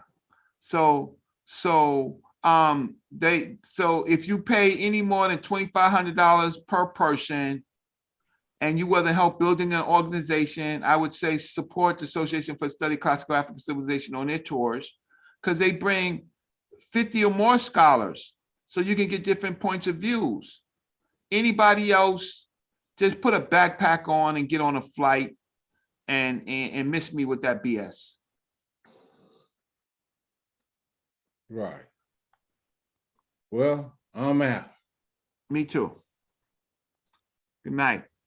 Good night. Appreciate everybody for stopping by. But Sheffrin, any of you now on the Pseudo Killers, y'all can do you can do this lecture. Or you got, you know how you do the lecture? You go to Travel Velocity or Expedia and you book a flight and you click on you click on flight and hotels. All right. Yeah, that was your best work. I swear. I swear I don't know. Somebody moderators put Reggie Cash App in the chat before we get out of here. Matter of fact, tomorrow, come on, Reggie, we're gonna collect a donation for you. Tomorrow's Reggie birthday donation day. Come on, we're gonna collect some money for Reggie's birthday because he didn't basically save people money. He didn't save us money because I know everybody done thought about taking one of these tours that they always promoting. So, we're gonna put a couple dollars in brother Reggie pocket tomorrow. We taking up donations. So tomorrow, Pseudo Killers, we got a lot of shit going on tomorrow. We got the Bobby Banger podcast is launching over on the Bobby Banger channel. They doing a special and Raw Squad on the and Raw Squad channel. I think they're gonna do an hour over there. So the Pseudo Killers, we're gonna go live for about an hour. The rest of the day we're gonna dedicate to Bobby Banger and the and Raw Squad. And I know Kofi always do something on Sunday. So we'll just see. Reggie, you got any last words? No, I just hope I helped. There's some people that I might have disrespected because they consider it their life's work. It is theirs, but it's based on Dr. Yosef Ben-Jokanan's life's work and others. I just hope I saved some of my friends some money and let them know that if you're spending anything over $1,500, $1,600 for you and your family, you got gotten. The trip to Egypt you can get for $686. If you're how can I say, if you're depressed, you ain't got nothing to do, you want to plan a vacation, you can go to Egypt. You can go to Egypt for $686 by yourself and just sit in a fucking hotel and look at the pyramids. You ain't even got to go out for $686. Anything more? Somebody's trying to take advantage of you wanting to be somebody. Thank you so very much. Good night. Good night.